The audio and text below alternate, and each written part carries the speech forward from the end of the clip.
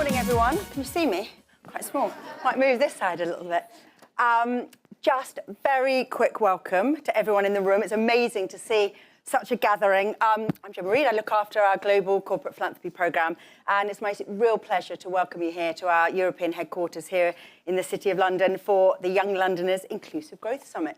At Bloomberg, like with all of you here, we believe so passionately in providing opportunities, opening access for communities, for the economy through young people. We have a really long track record of working, in fact, with many of you in this room, investing in UK training, education partnerships, real high impact projects with places like the Fair Education Alliance, Sutton Trust, with our in-house apprenticeship and training programmes. And we've been proud to partner with Mayor Sadiq Khan and also the amazing Mayor's Fund for London on many initiatives for young people over many years, including initiatives like the Kitchen Social programme, providing young people with safe places and opportunities to network and partake in nutritious free meals. We work with Propel, which is the cross-London initiative, really helping to support kind of grassroots change for Londoners, and through developments of things like the mentoring quality framework with the New Deal for London. Mike and the team here, we believe so passionately in bold, ambitious partnerships to make things happen and drive impact. And I can't think of a more amazing initiative than this incredible summit, which really does bring together leading voices from across sectors, as well as so many amazing young people here today to really think about and encourage what we need to do together to build a more inclusive economy for our young Londoners. So a huge thank you to everyone in the room, our tremendous partners and colleagues, obviously our Mayor's Fund Chief Executive, Jim Minton, who is here, and we'll of course hear from him this morning, as well as so many of those amazing young Londoners' voices. We'll also hear from leaders across the sector who are investing in inclusive growth and really thinking about how we build that aspiration and potential of youth and young adults. So with no further ado, I want to introduce you to our first speaker, our Minister of Employment, Alison McGovern, MP for Birkenhead, and a huge, obviously, champion for the work that we're doing. So, Alison, please join us on the stage. Thanks, everyone.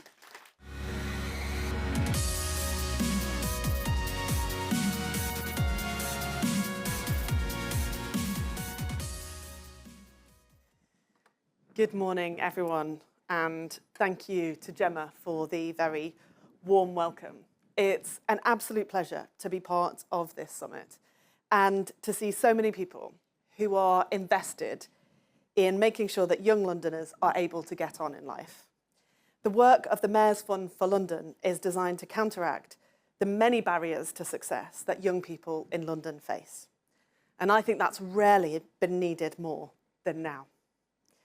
There are 160,000 job vacancies in this capital city. Yet 1 in 10 of its young people are not in education, work or training. They're not at school, they're not on a job, they're not doing anything. And that's over 100,000 young people. London is bursting with opportunity, but young people, born and bred Londoners, cannot get hold of those chances.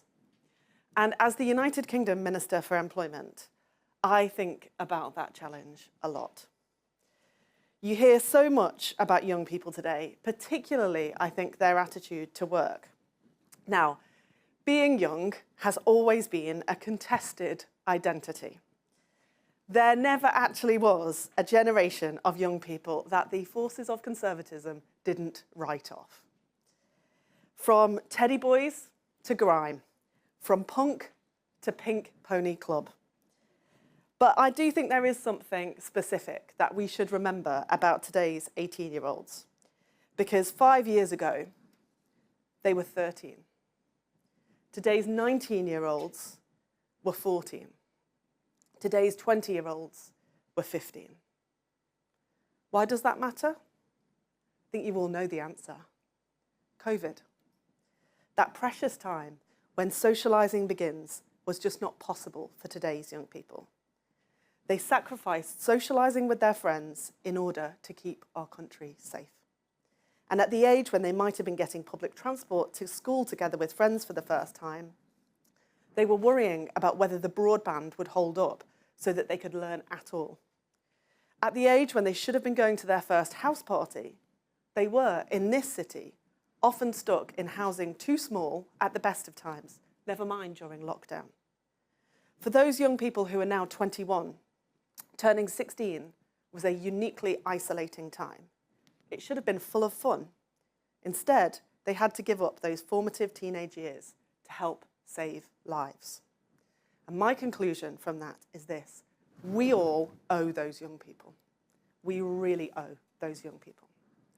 I'm 44 now, and like most old people, I am massively nostalgic for my teenage years.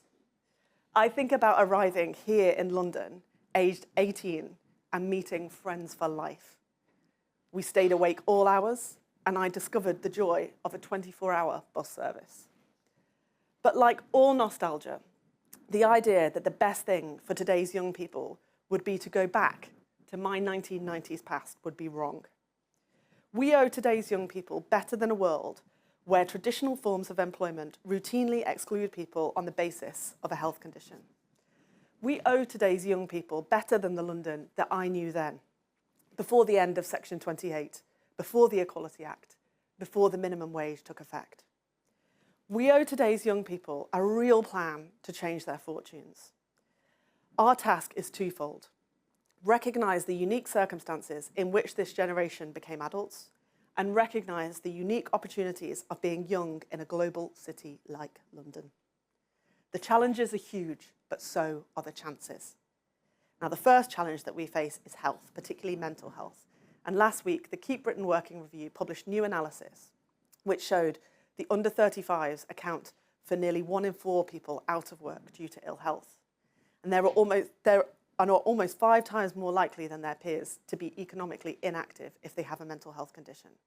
Yes, the country is sicker since COVID, and this is a huge problem if it stops you working right at the beginning of your career. But too often, young people have just been written off and blamed, and all of us in this room know that is not a solution. We need to offer young people the right support that addresses the root causes holding them back, and that's why we're investing an extra £26 billion into the NHS, creating more good jobs in every part of the country, and improving the quality of work through our Employment Rights Bill. But good health isn't enough.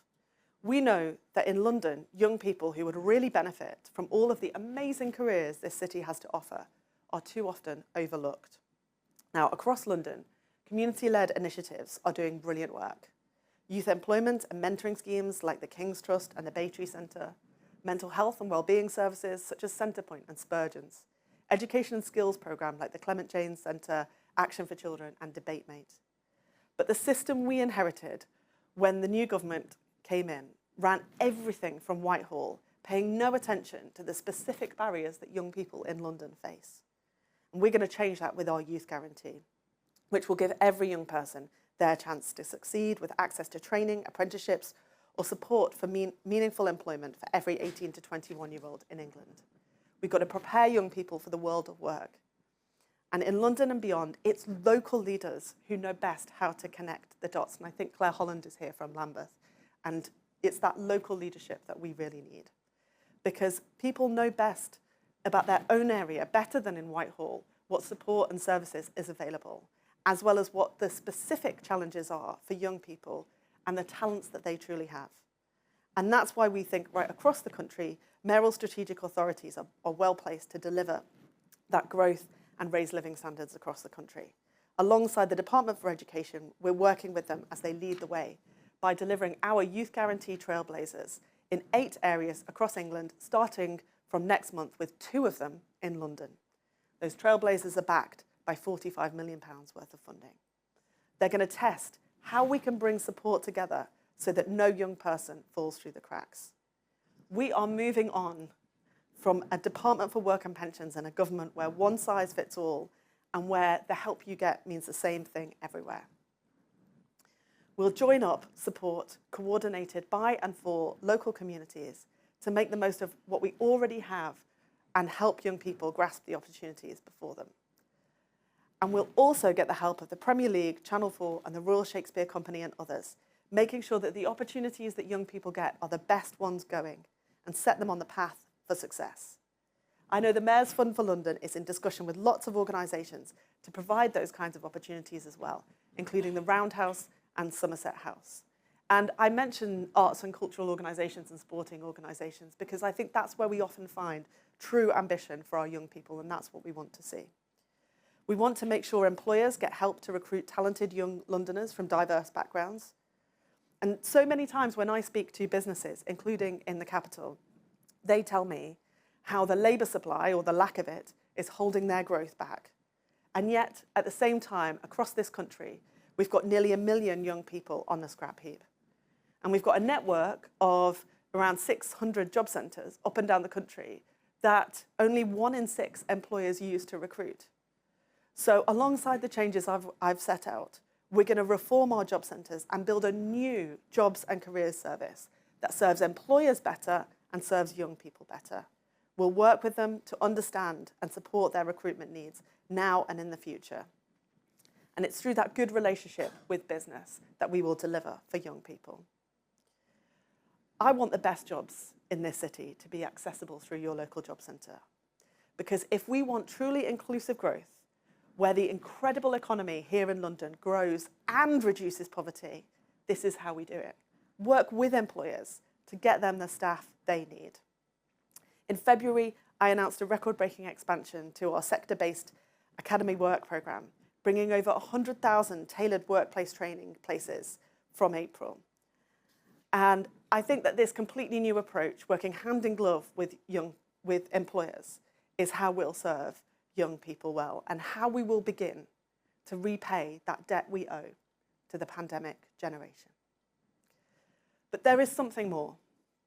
When I speak to young Londoners, there is one thing that they are absolutely passionate about: the children coming after them. If you grew up knowing the stress of your parents' money worries, you don't want that for any other child. Young people here see the consequences of the past 14 years all around them. And that's why our manifesto promise to have a cross-government strategy to tackle child poverty matters here in the capital as much as anywhere else in the country. London has a child poverty rate of 35%, a third of children growing up in poverty. And that's why we did not hang about in setting up the Child Poverty Task Force, because the number of kids in poverty in this country is a disaster, both socially and economically. No child should have to go to school feeling hungry or worrying about family at home, but that is the reality for far too many at the moment, and it makes it so much harder for them to fulfil their potential. We'll publish our strategy soon, and when we do, it will be a testament to all those young people in London who have spoken out for change for today's children. Young people deserve a hearing. This generation have faced a unique set of circumstances. They stepped up when a global virus threatened the lives of people older and more vulnerable than them. They have a right to have their say on how we rebuild the country and the future we will share. We owe them a chance in life, a career, a start, but most of all, we owe them a hearing. And that's why it is my absolute pleasure to welcome 2 of those young people from the Mayor's Fund for London to the stage. So would you please put your hands together for Diane Dankwa and Courtney Brown. Thank you.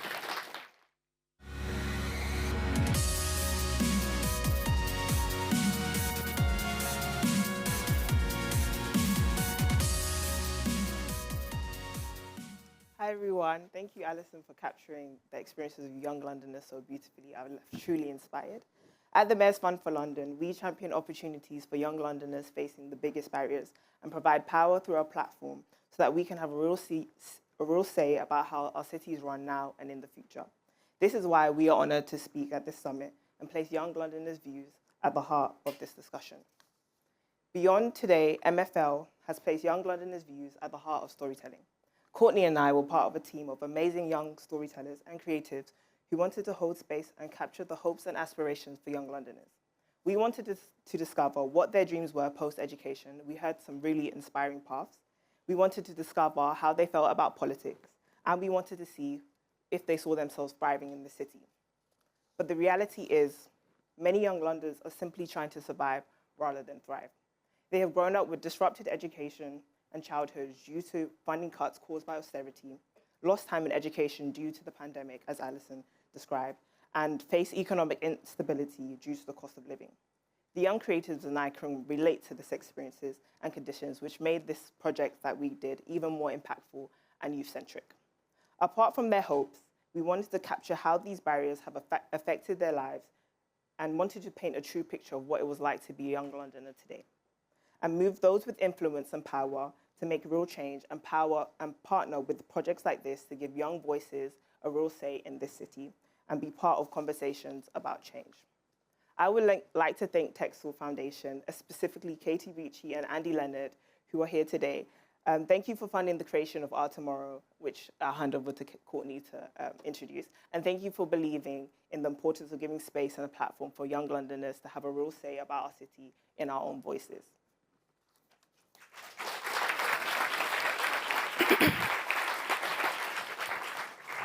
Thank you, Diane. Hello, everyone. As Diane mentioned, I was part of the team who worked on the film Our Tomorrow. And honestly, it was an experience that was very meaningful for a couple of reasons in particular. One, I'd actually been working towards getting some experience in the film industry myself. Having a background in podcasting, poetry, and spoken word, I'd been looking to expand my storytelling abilities to film. So when I was offered this, it seemed somewhat of a serendipitous opportunity. And two was honestly because of the young people I got to work with.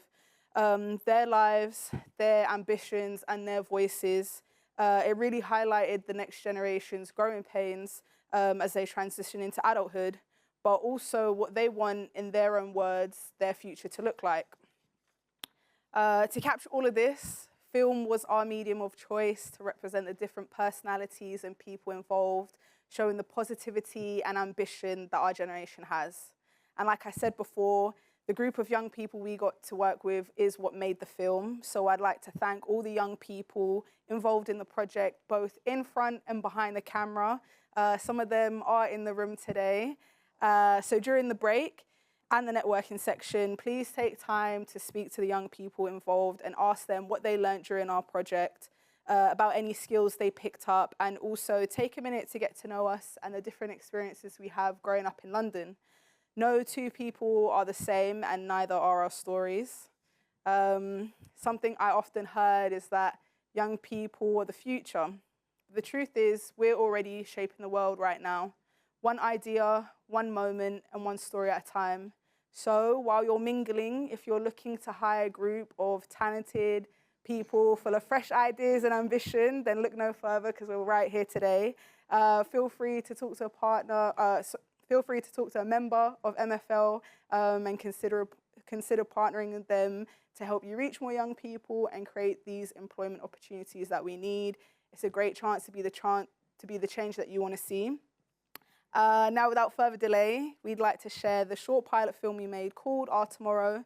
This short film captures the energy, challenges, and voices of young people today. Every great story starts with a new generation waiting to be heard. We hope that the next 5 minutes can give you a glimpse, if only slightly, into what it's like to be a young Londoner today. Thank you.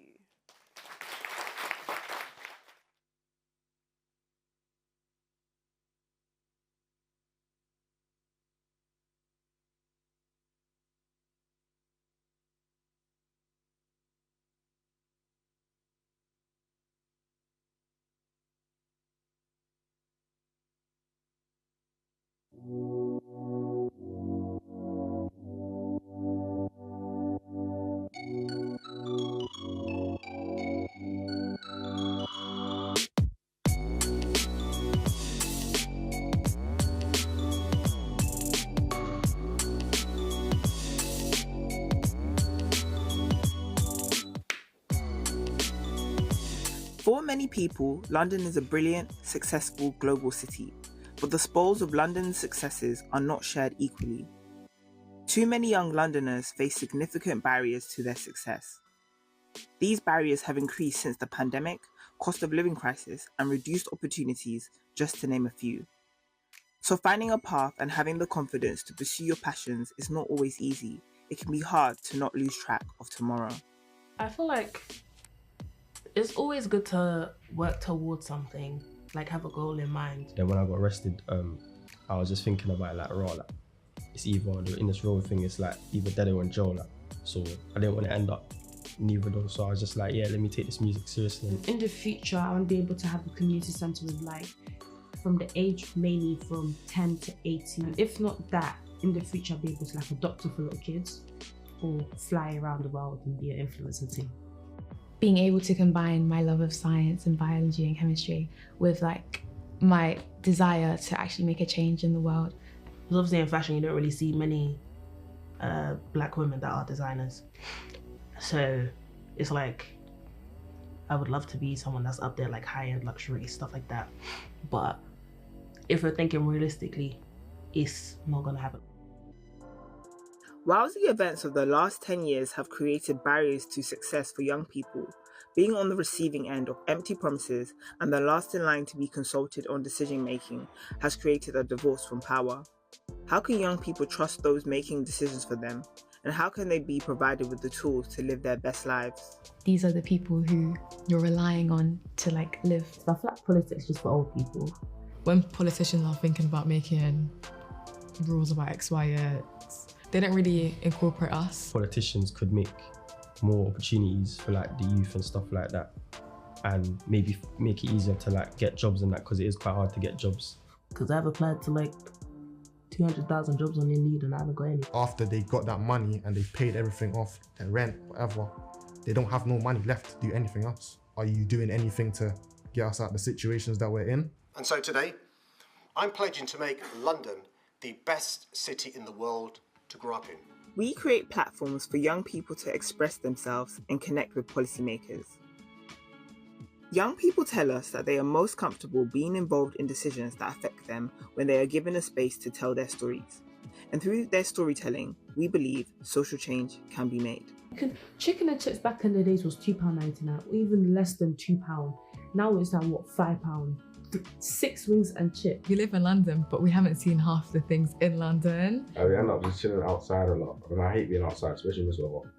The next 4 years are an opportunity for those with influence to share their power to help build a city in which all Londoners, young and old, can truly thrive. Like you can always find your community in London. Always, there's always going to be one community just for you. If I'm scrolling through TikTok or something and I see like an American this in London, I feel like I have a duty to defend it. Where there are barriers, there's also ambition. Where there is uncertainty, there's also hope.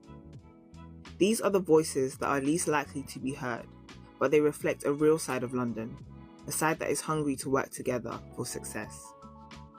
To be more youth clubs, more sports, something to keep the youth busy outside. Create spaces where they can go to and just be themselves, free of charge. Just having a support network, having someone tell you that you can, kind of giving you a pathway to get there. It's like, make us feel more safe, make us feel more like we're able to actually live here rather than wanting to always be out fear, like, oh, I'm really scared that's gonna happen and that's gonna happen. If there was like more education like that, I feel like, and opportunities, then London will become like more, it'll just become more like better. This project has been co-designed and co-produced by young people, from pitch to production, direction to edit. Just pay attention to the people out there, listen to the crowd, listen to the people that are actually giving them what they want. By amplifying their voices and stories, we know these young people can impact and move the heart of the city to ignite change.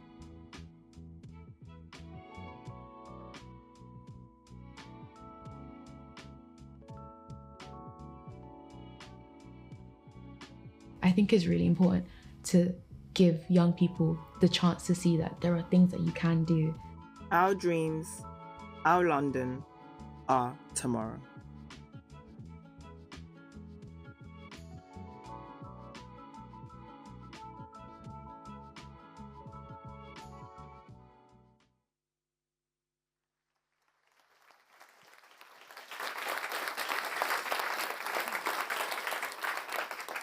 Hi everyone, I'm back again. We hope you enjoyed seeing this snapshot of the stories as much as we enjoyed making them. And we had such a privilege of capturing these stories and inspired to be a part of this project and help us make change for young people that are hungry to create this change. I'm excited to introduce our next speaker, who will bring a London perspective to set a scene for our discussion today.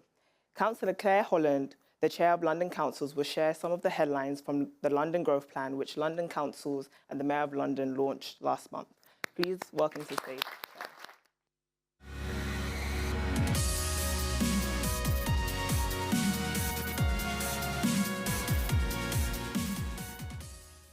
Thank you very much, Diane and Courtney. That was a fantastic film. It was really moving and beautiful and full of energy and lovely. Thank you so much.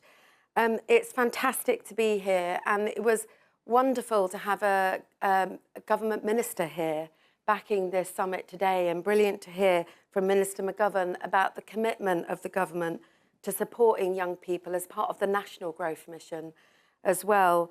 So, as was said, I'm the leader of the London Borough of Lambeth in the mighty South London. I'm also chair of London Councils, and we represent the 32 boroughs and the City of London, so across the whole of London. And I know there's a real desire across the capital to work in partnership with you and your colleagues in government, all of us as partners, to ensure that not just nationally but locally we drive growth across the country, and so that all young people can benefit from it. So that's the joint message that we have of every level of government here today in London. Now, it was just under a month ago that I was at Imperial College's South Kensington campus with Sadiq Khan, the Mayor of London, launching the London Growth Plan, and that was developed jointly by London Councils and the Mayor. So it's an absolute pleasure to be here today, so soon after that, to speak to you all about the Growth Plan and what it means for young people.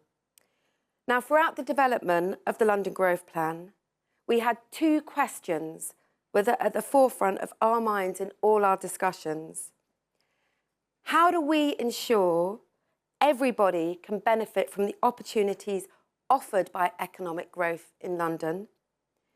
And how do we ensure everybody can contribute to that growth? And really, those two things go hand in hand, because realistically, we cannot achieve our full potential as a city until every Londoner fulfills their potential. We cannot get the growth we all want to see unless everyone is able and equipped to play their part. So we said right from the start that the key to making the London Growth Plan a success is going after inclusive growth that every Londoner can contribute to and benefit from. And when it comes to young people in the capital, as the Minister said, we know that too many of them are locked out of the opportunities that they need to get on. We have a youth unemployment rate in London that is 3.5% higher than the national average. That's more than 100,000 young Londoners who are unemployed. These are brilliant young people in the capital who are able and want to work but cannot find a job or training. Not only does that have a hugely negative impact on those young people, but it also means we're not making the most of so much untapped potential in our city. Now, we talk a lot in the Growth Plan about boosting productivity, and some of that is about investing in infrastructure and housing, or supporting the new innovative industries of the future. But it's also about investing in Londoners. And one of the key things we're doing as part of the London Growth Plan is developing a new inclusive talent strategy. This will be our workforce plan for the city, our blueprint to support more people to find jobs and get the skills they need to progress their careers. And young people are a crucial part of that. As boroughs, as the Minister said, as local councils, we already play a really important role in this area. We provide employment support and careers advice to young people to help them find work and connect them with the right opportunities. And the London Growth Plan is a chance to build on that, working in partnership with the Mayor to create a more integrated approach to employment and skills that can ensure the best possible outcomes for young Londoners. It will also be about helping those young people who are facing barriers to work. We know health problems, particularly mental health problems, are the most common reason for economic inactivity amongst young people. And we've already seen the difference we can make in London if we get our health services and employment services to work better together, ensuring people get the care and support they need to live healthier, happy lives and to get into work. We're now working with the Minister and the rest of the team at DWP to deliver 5 trailblazers in London as part of the government's Get Britain Working programme, testing out new and innovative approaches to supporting people into work and tackling the barriers they face. And I'm really pleased to say that 2 of these will have a specific focus on young Londoners, including care leavers, who we know often face particular challenges in finding work. So we've got a real opportunity with the London Growth Plan to turn the page and ensure young Londoners have the opportunities they need, you need, to succeed as individuals, and that we all need them to have if we are to get that inclusive economic growth right across the capital. But the key message I want to get across today to all you young people in the room is that we need to hear from you about what works. Our approach has to be shaped by your experiences and the support you need to access those opportunities.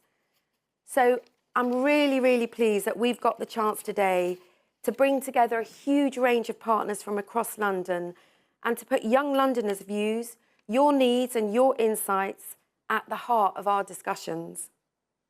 This is going to be a really critical part of shaping that inclusive talent strategy and making sure that as we put the London Growth Plan into action, that young people in London are genuinely benefiting from those changes. So, to help kick that off, I'm now going to hand over to Jim Minton, CEO of the Mayor's Fund for London, and Noah Burnett, who's a member of the Mayor's Fund for London Youth Board. Please welcome them.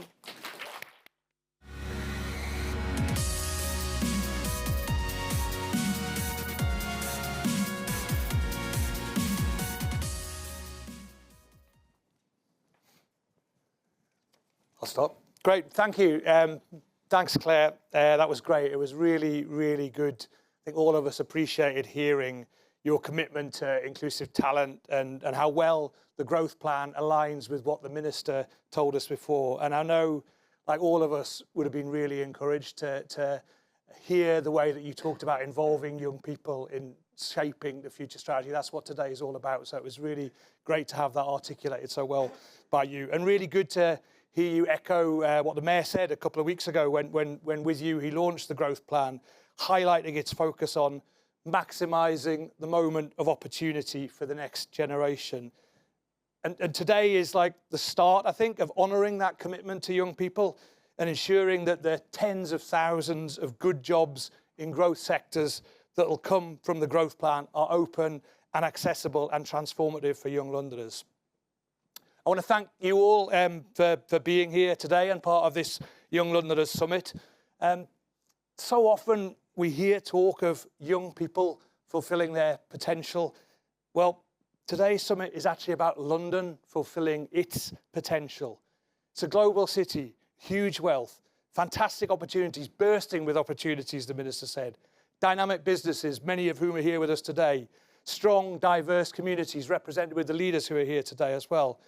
London, that London, needs to deliver for young people. And hearing Diane and Courtney and the young people on the film, I'm sure resonated with many of you and what you hear through the partnerships that you're all involved in.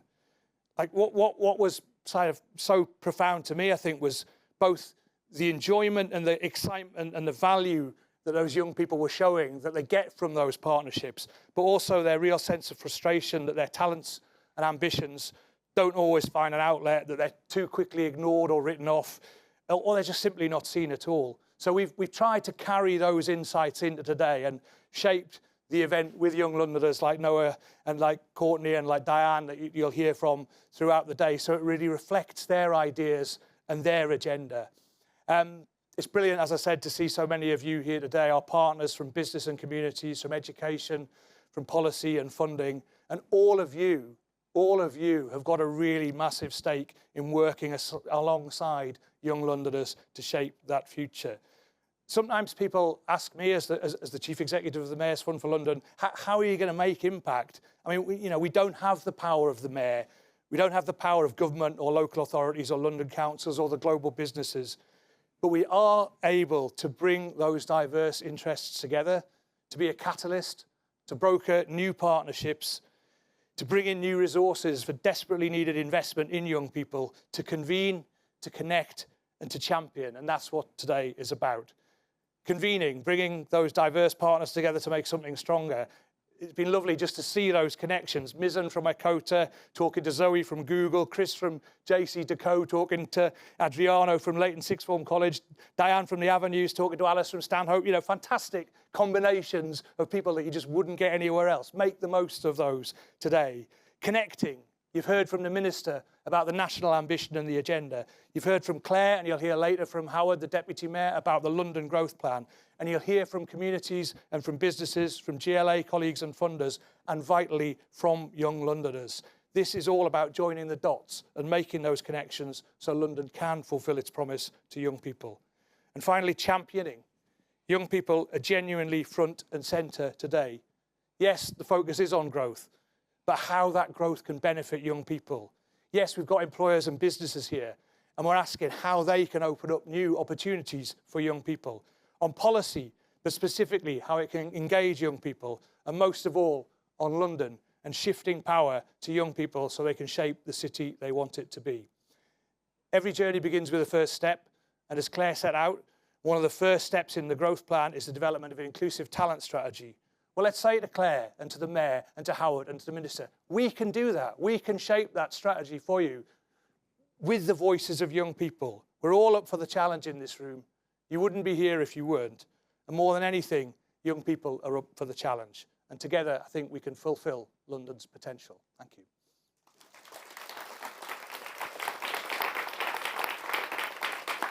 I'll come back and say some thank yous properly at the end, but I'll hand over to Noah now from our youth board to lead us into the next session. Noah. Thank you, Jim. Hi, everyone. I'm Noah, and I'm honoured to stand here before all of you, not only as a representative of the youth board, but as a young Londoner myself, who dares to dream and believe in a better and fairer London for all its young people. Today, we're here with one shared vision, to create inclusive growth.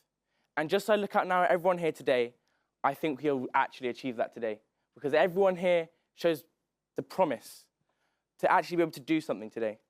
And I think looking back at the film you guys made, Our Tomorrow, I think that unique youth perspective is shown through that. And I think the quote by Kofi Annan, who says, "You are never too young to lead and never too old to learn," captures why we're here today, at this youth-led summit. We deserve the chance to inform decision makers across every industry about the barriers we face, barriers that too often go unseen. So can my fellow young Londoners in this room, the youth board, other young Londoners who've been in our work, just raise their hand quickly. Raise them quite high. Raise them high. Because today, we are seen, we are heard, and we have a seat at the table. Through commitment and cooperation, we have the power to remove barriers and ensure every young Londoner, regardless of their background, experience, or circumstance, are provided with a springboard towards success, where doors are not just opened and unlocked, but are opened in anticipation. So as we move forward today, the Youth Board and I ask you, leaders, policymakers, and businesses, to ensure you think about young people. Don't see us as a token in this conversation, but as partners.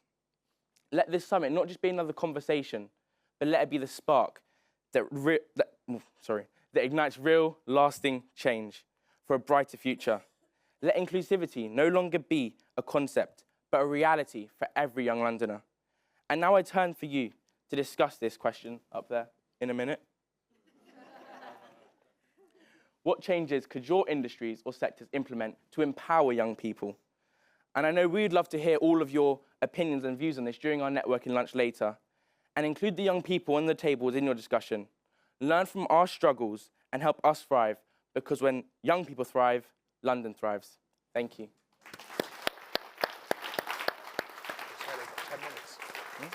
10 minutes.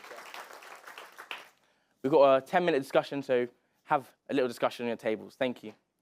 Good morning. My name's Chris Murray. I'm the Chief Exec of a place-based charity, which is a national charity for infrastructure. Why Jim's chosen me, I do not know, but you've got me for the next 30 minutes or so. And what I would like to do is just introduce the panel and then I'll come back and just fill in a couple of gaps based on the things I've heard so far. So I'd like to introduce Abdurrahman Ahmed. I'd like to give him a last little ripple. Thank you. Last round of applause. Thank you.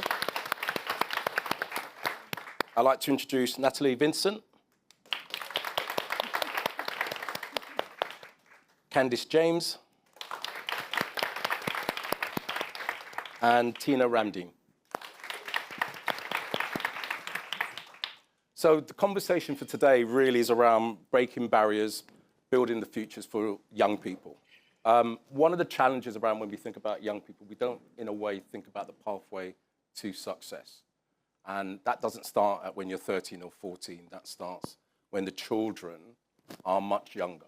So I want you to start to think about that whole journey from a 5, 6-year-old, for those that are far better at it than me, younger, because their pathway to success starts much, much earlier. It starts at home, starts in the various spaces that they're in. So I want you to add that to your thinking. I want you to also to consider, what does skills mean? What does the level of support, types of support look like? And ultimately, what does success mean? Success means different things to different people. For me, getting a job, staying on the right side of trouble was always the minimum of success in my household. From there, you can grow. And there you can have an opportunity to be successful in other areas. So some of the questions that were posed earlier, some of the statements, and I just want to read out a few. Alison McGovern spoke about, from a ministerial point of view in terms of employment, 22 billion being invested in health. I think that's a huge number. Not quite sure how we eat that elephant, but we do need to think about what that means in this context. We also have to think about the youth guarantee. And again, what does that mean for the young people that you work with directly, for the young people that are in your sphere of influence, that are maybe 1 or 2 steps away from your direct involvement, but also thinking about that local leadership, the space that actually I think is really important, and I'm glad you raised that. Because the people closest to the groups of young people that we know and we work and we love are those people that are doing that local leadership piece, the youth workers, the school teachers, the people that are seeing the young people on a day-to-day basis, unlike me now. I'm a little bit too old for all that messing around, so I don't see them so much. But what it really tells me is that we've got 3 really key intersections, one around employment, one around education, one around that sort of social mobility environment that young people sort of frequent. And we saw that on the video, without a shadow of a doubt, the environment plays a massive part on how young people see themselves. We saw what Councillor Holland spoke about, which is the trailblazers, with 5 in London, 2 being specific to children and young people, or young people in this regard. We spoke about jobs and career services, and it reminded me of Connections. So I'm a little bit older than quite a lot of you, so I'm just wondering if that's something on their radar. Child poverty at 34%, or there or thereabouts across London. So we've got a lot to think about, but here's the positives. Jim spoke about being an inclusive growth and being an inclusive city, and we're bursting with talent. I think that's so crucial to remember. This is about being positive. This isn't about a space that's negative. We can do that all day, any day. And Noah spoke about never too young to lead and never too old to learn. That's my mantra for the rest of the week. So thank you, Noah. That's a freebie, and I'm taking it. So I just want to pose the questions through that lens, if that's okay. So Abdurrahman, I'm just thinking about you as an individual. What challenges did you face growing up and shaped your journey, and what kind of support helped you to succeed? So I kind of want to start by asking you guys a question, okay? Well, 2 technically. Let's see a raise of hands if you believe London is one of the best cities in the world. Okay? 1 or 2. Keep your hand up if you learn money management in school. Look around, ladies and gentlemen. So everyone put their hand up for the first question, and I think we see 3 to 4 hands up now. That's the issue for me, okay? With a generation that is predicted in modern history, the first time in modern history, that's going to be poorer than their parents. Wages are stagnant, unemployment is high, child poverty is crazy. We spoke about COVID, but why are we forgetting about Brexit all of a sudden? Right? It's a massive issue that we're kind of going through, but the context of it all stands with the fact that since we've been born, since young people have been born, we've gone through one thing after another. Now, the biggest blessings that I've had are the family people around me, or the older generation that was slightly above me, that were like, cool, I need to put you on. So for me, the biggest challenge, one is financial education, and the second one was the lack of mentoring. With the financial education, I've been very fortunate that I found my own social enterprise now, where I teach young adults around financial literacy, because there are amazing organizations that are going into school age right now, such as the My Banks of the world. However, in 2014, when I was in year 9, financial education was put in the curriculum. So I had year 9, 10, 11, and also potentially sixth form to learn about it. Yeah, I didn't learn it in school. There's a generation of 18 to 25-year-olds who left the education system who don't understand the basics of managing their money. Now comes the second point about mentoring. If I don't see people that look like me in certain positions, if I don't see opportunities that I can potentially access, how do they know they exist? This building's amazing, isn't it? It's beautiful. I've cycled through here a couple of times on a line bike, never entered one of these buildings before. Opportunity like this is what it means to us. Thank you. I think there's a lot of powerful statements in there, and I just want to just echo the fact that Urban Rise, your organisation, is in that space. So I want to reflect on that. Candice, I just had a bit of a thought. I'm not going to change the question because that would be unpleasant of me. But from your perspective and thinking about, you're the director of Loughborough Community Centre, and as one of the partners for the Mayor's Fund for London, one of the challenges, I suppose, is what partnerships have you seen which successfully support young people and into good jobs and future careers? So what do you think is that test we need to look at? So I've been leading Loughborough Community Centre for 16 years now. We work with children from 0 right up to 13 officially, but our children don't leave us. So by extension, we've got a cohort of rising young people in our space. We formulate our activities from our values of listening to our community of both young people, parents and children within our space. So when we are thinking about those partnerships, we're thinking about what interests our young people. What is hot? They all want to make money. When I speak to my young people, the number one thing is how do we make money? And part of that is, as an organisation, working with young people to be able to develop our own local workforce, but also thinking about the employers who can come into our space to inspire and connect with our young people, meeting them where they're at. We have a safe space. We're in a centre called Max Roach Adventure Playground and 1 O'Clock Club. Many of our children have come for many, many years. Many of our children might not be the best at school, but in our space, they thrive.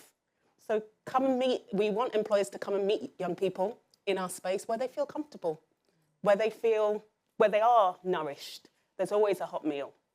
Corporates are great. There's so many corporate initiatives around coming in to do corporate volunteering days as well as hold events.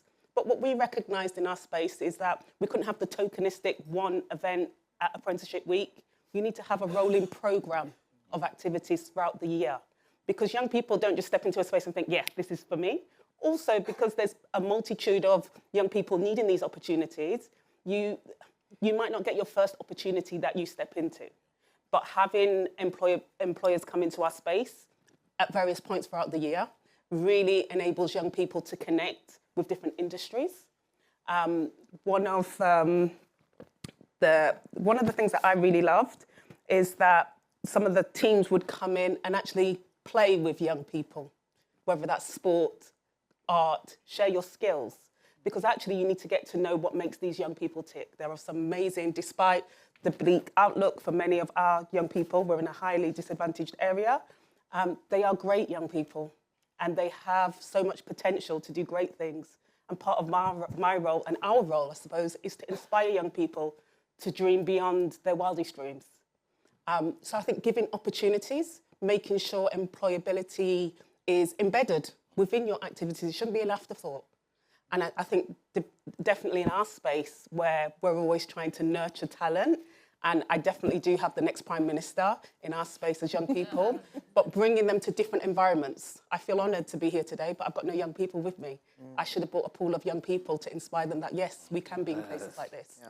So part of my role is to broaden the opportunities to take them out of their safe environment, sometimes to an unfamiliar environment like this, because they could have a place here too. Thank you. Yeah, thank you. Before I move on, Candice, you did touch on something I want to come back to, if that's all right, which is play. Yeah. And I said it at the beginning that, we're talking about young people and their journey, but there were younger young people before that. So I think that the notion of play is maybe underrepresented in a way. So tell me why it works in your space. Why does the notion of play services work? So we believe play is the highest form of education. It's where it all begins. My practice is rooted in the early years. So I've got 2-, 3-, and 4-year-olds who are the next doctors, nurses, teachers, and everything. We inspire from a young age, and we plant those seeds of inspiration from young. What we recognise in our space is that sometimes the network isn't around, or if your home isn't as inspiring as we'd like it to be, then it's our role as a community organisation to plant those seeds of inspiration. Also being in a space where you can grow and transition throughout your childhood years, it's familiar, it's comfortable. Children and young people trust us as adults that we will make good choices and give good opportunities. But I recognise the role of the parent. The parents trust us as a centre, as a staff team, working with their children and young people. And also I recognise the role of the corporates and the job opportunities for parents as well as their children. So I think it starts with play. It has to be playful. And I think it's an easy, it's the beginning of where it starts. So if we can be playful with these opportunities, it's a win. Another golden nugget for me today to take away. I hope it was free. Don't charge me. Really valuable insight. Tina, you're an Associate Director of Young People at the Roundhouse. I'm super jealous of it for a variety of reasons. I love the building. I just think it's amazing what you guys do there. And the question that came to me, and I've had to kind of consider your space and the work that you do and what you do with your staff team. The creative industries are often seen as less accessible to young people from marginalised communities. What strategies have you found effective in breaking down those barriers? Thank you. So just for context, many of you will know the Roundhouse as an iconic music and performing arts venue in Camden that brings incredible talent from all over the world to the stage. What you may not be familiar with is that we are also a charity that works with young people. We work with over 10,000 young people a year that come to our site, and we have 2 designated provisions on the Roundhouse estate in Camden that are solely for young people to use 7 days a week. That's 26 spaces, studio spaces and facilities that are purely for young people to use every day, 7 days a week. And we work with children from the age of 11 all the way through to young adults up to 30. And so at the Roundhouse, we see our role not only as a venue, as an industry establishment, but also as a youth club and a place for young people to come and learn and explore and connect and play. We've got 3 core strands of our work, really, in terms of the strategies that we employ. Our work with 11 to 17-year-olds is predominantly around access to creativity, so equitable access to high-quality creative opportunities. Those spaces that are just available for young people is essentially a youth club on our site. And if anyone's been to the Roundhouse and you've been in that central stage, the main space, there is a youth centre directly underneath your feet, which is open for young people to use 7 days a week. Over 200 courses that are led by industry professionals, but a team of youth workers are supporting young people day in, day out. So essentially, the provision that you've explained for slightly older children, but that connected within an industry setting. And we work with young people that come to us, but we also meet young people where they are out in community settings and in schools. And to your point, the creative industries are really nebulous in terms of the opportunities available, the careers, and those pathways to access and then progress. So our job is also to raise awareness of that, both within schools and community settings. The second part of our work is really around access to industry. So supporting young people from diverse backgrounds and those backgrounds that are underrepresented within the creative industries, and supporting those young people to access, sustain, and to, an earlier point was made, to thrive within the creative industries. And so we offer training programmes that directly train young people and prepare them for roles and jobs and the sectors in the industry. We are the industry, so we know what those needs are. But we're also a youth provision, so we understand the needs and aspirations of young people. And we're in a really unique position where we can match and pair the two. And we do that through training programmes in terms of technical training, artistic and creative development, and then supporting creative freelancers and entrepreneurs for a workspace that's also open 12 hours a day for freelancers and young people that are setting up creative businesses. And then finally, we are at the Roundhouse, we are the industry, we are the sector that we're talking about. So we have a role and responsibility to directly connect young people to those opportunities, and we are able to do that through providing paid employment opportunities, but also utilising and exploiting our networks. So we are able to build those networks for young people. As I mentioned before, those opportunities and the networks are nebulous. It's often about who you know. So we can build those networks for young people, build their confidence and understanding of the landscape. So across the board, those are the three techniques and strategies that we apply, really. We are a youth club, meeting the needs and aspirations of young people, working with them holistically as individuals, supporting that development and transition from childhood to adulthood. But we're also the industry that will support them to thrive and succeed in the industry itself. We can change the industry and we can support young people's journey through that. And recognising our position in that space and that uniqueness is really key. Our role to then be sector leaders in that model, in that way of working with young people, and making workspaces more accessible for young people as well. We can do it from both ways. So it's something that we're really proud of and really excited to be able to do on a day-to-day basis through those young people that are coming to us every single day, but also supporting that journey. I mean, the ability to be culturally competent in a space which is about being creative is super powerful. Yeah. All groups of young people, irrespective of their journey to you and from you. So I'd like to give you a round of applause for that, because I think that's super powerful. Thank you. Just like to thank Jim for letting me come up there. It's like a masterclass. I'm just benefiting so much from your experiences. Natalie Vincent, you're the Business Engagement Officer at St John Bosco College. I have a question for you. Yes. It's a little bit long, because I've been adding stuff as I've been going along, so bear with me.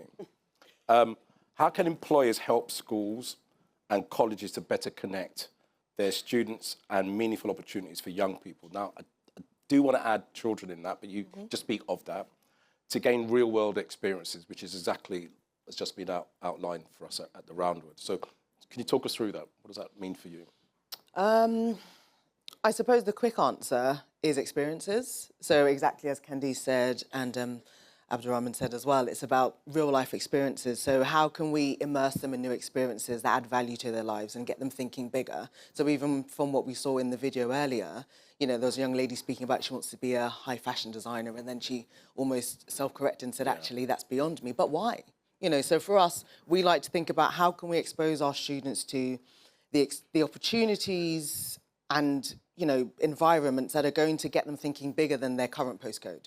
Because we are, you know, an inner London school, we're based in Battersea, and we've got almost 50% students who are eligible for free school meals. Now, that's not to say that they don't have aspirations, but it just means, you know, they may not have the pre-existing familial networks that other socioeconomic groups have, but they're passionate, they're driven, they're inspiring, they're keen to learn, they're keen to, you know, lean into that understanding of what lifelong learning looks like. So for us, we encourage them to build those softer skills. So for example, so at our school, we introduced T-levels last academic year.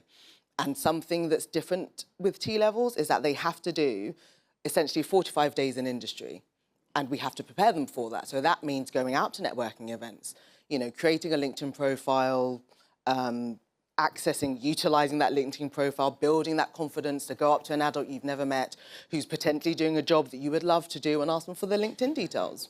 And sitting with that degree of discomfort, but understanding that your future self will thank you for that. You know, you're becoming comfortable with being uncomfortable, because essentially with our young people, they are not as exposed to environments like this building as other groups are in other schools and in, you know, more, let's say, affluent areas. And I think where employers can help is by giving them opportunities to upskill. So sharing their experiences of what their own career journeys look like, sharing their skill set, so whether that's listening or presenting skills, or things like mentoring, as Abdurrahman said, you know, interview skills. Because for our young people, they are showing an increasing interest in earning as much as they can, but also new pathways like apprenticeships. They want to know how to get through the assessment centre process. So we work with our existing partners to prepare them for that. But we need more partners. All schools and colleges and alternative providers need more support from industry, because the gatekeepers know what they're looking for. So share that with us. Let's upskill our young people to be better prepared for interviews, to know what, you know, how to link their experiences. So let's say they came to Bloomberg. So let's say we had a group of 20 young people and they did a half-a-day workshop, and they might have done interview skills or, you know, or softer skills or group work and team building. Then our job, and that's just not as a school but as society, is to encourage them to say, okay, you've done this visit. How does that lean into teamwork? And how can you then share that in an interview?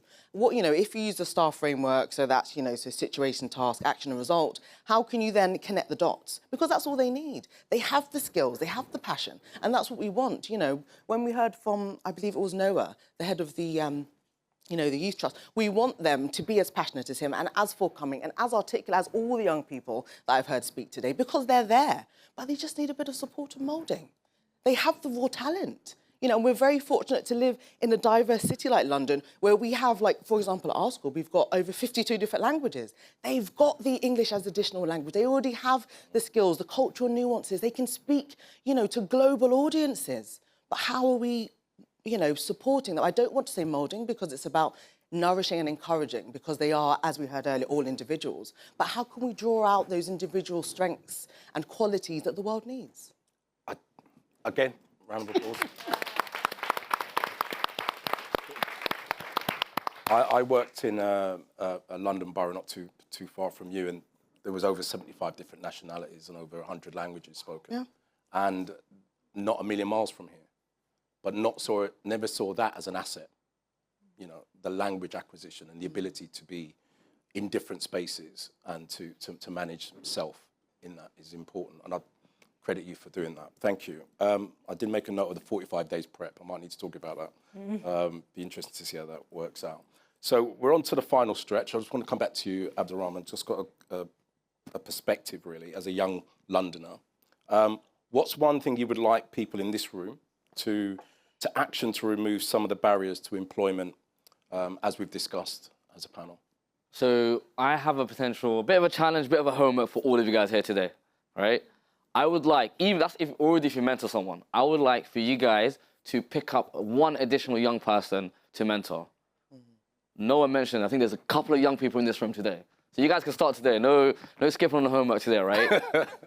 But mentoring isn't just, oh, hi, I don't mind, you know, mentoring, and you give them the email and then they have to reach out to you. No, you need to show them the way.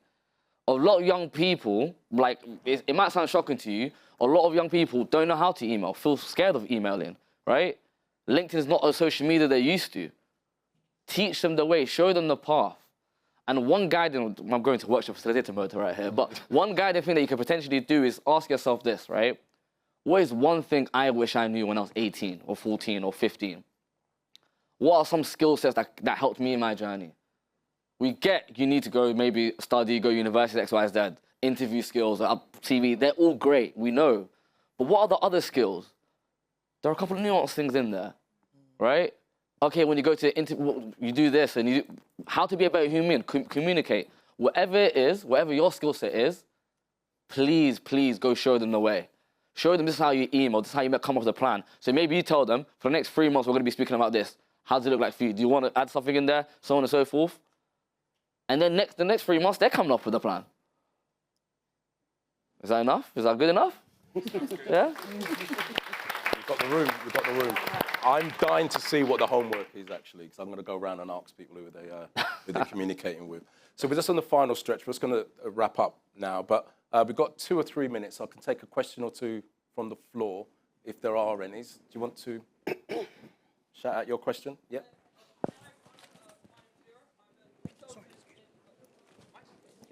Ooh, hello, now everyone can hear me. Hi everyone, my name's Cllr. I'm a consultant in the transport and sports major event space, but I also came into the industry on an apprenticeship and now chair for the Department for Education, the London Apprenticeship Ambassador Network. We have a target to engage with every school and college by March 2026 in England on apprenticeships. And hearing from all of you today as to what you're looking for, we've got our business planning next week to set out what we want to achieve this year.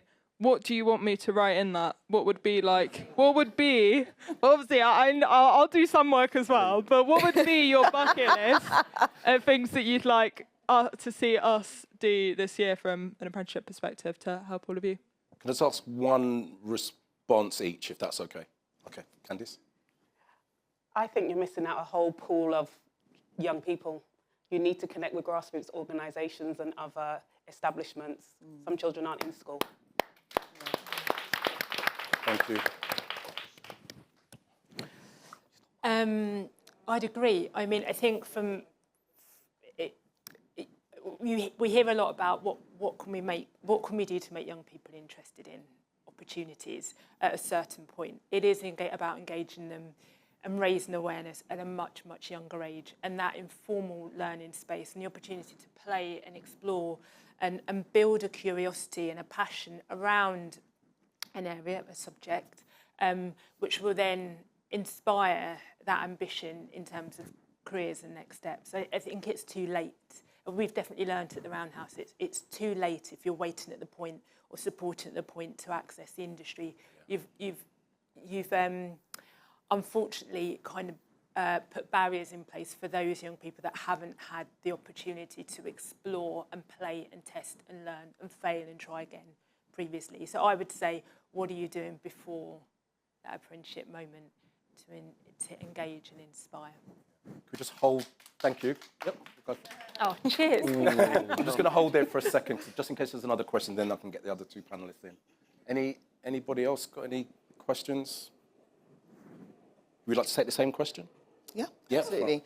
I think it is about early introduction and understanding of pathways. I think, children understand through experience, and as Candice said, they learn best through play. And employment for them, they learn about different careers through playing. They want to be a doctor or they want to be a lawyer or whatever it may be, or they might want to be a builder. And I think apprenticeships have the power to accelerate social mobility in a way that, other generations haven't had the opportunity for. But I think it is about introducing those pathways earlier, because by the time they get to year 9 and they're choosing their options, it's almost too late, because you want to build the confidence. You want them to lean into I don't know how to do it, but I'm willing to learn. And that's how apprenticeships can help. And it's not just apprenticeships, it's, all industries. So for me, I would love to see apprentices going into primary schools, talking about their journey, because often apprentices are younger in comparison to some other more established employees. So getting young people in front of people that look more like them, that represent their age and their generation, perfect, and they're more relatable. And I think, just improving the information that's available for teachers, because a lot of teachers have gone to university. They're unaware of other pathways like apprenticeships. So how are they then able to support their students from an informed viewpoint? So I think those, for me, would be the key things. Thank you. I'll keep this short and brief. It would be very criminal to be a founder of a financial education charity, not a social enterprise, and not say financial education. At the end of the day, there's a lot of young people I've spoken to who say, I've been in this apprenticeship for 6 months and I've never read my pay slip. Or the fact that I'll come week 3 or 4 of payday of the month, my money's gone. I've never budgeted a day in my life. You can't just say, cool, they've got their apprenticeship now. It's done and dusted. There is the early intervention needed, but what's next? How do you help them through that first couple of months? Because at the end of the day, there might be the first time they've entered that type of employment before. So helping them through that, I think, will be amazing. Thank you. Right on cue. Thank you, everyone. Thank you for your time. Hopefully, there's enough golden nuggets out there. Great question from the floor. Great panelists. Round of applause for the panel. I believe there's a 10-minute break if you need to grab yourself a cup of coffee or a comfort break. And we'll see you back in 10 minutes. I hope you all managed to get a break, managed to have some great conversations. It sounded really full of energy.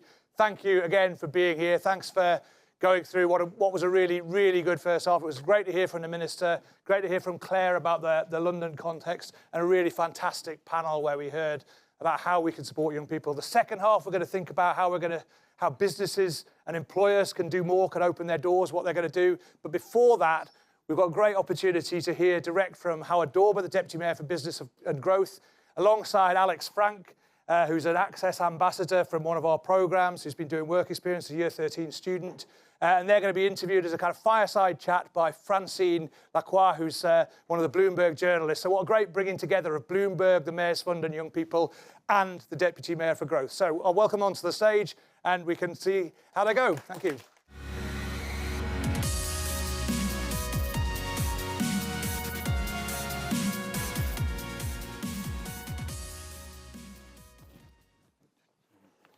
Thank you so much.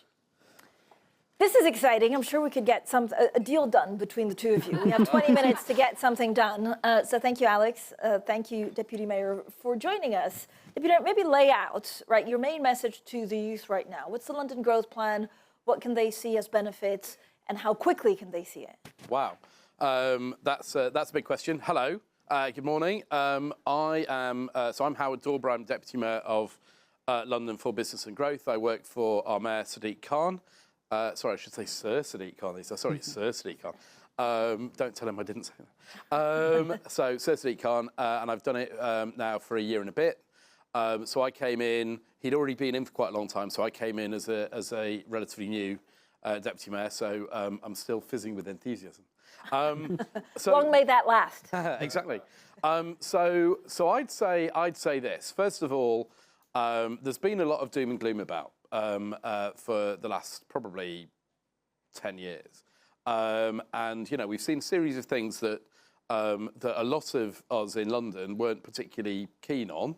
You know, London voted, for example, against Brexit. London voted very, very decisively not to leave the EU, apart from Bexley, who want to leave the EU, but then they might want to leave London as well, to be honest. Don't quote me on that either.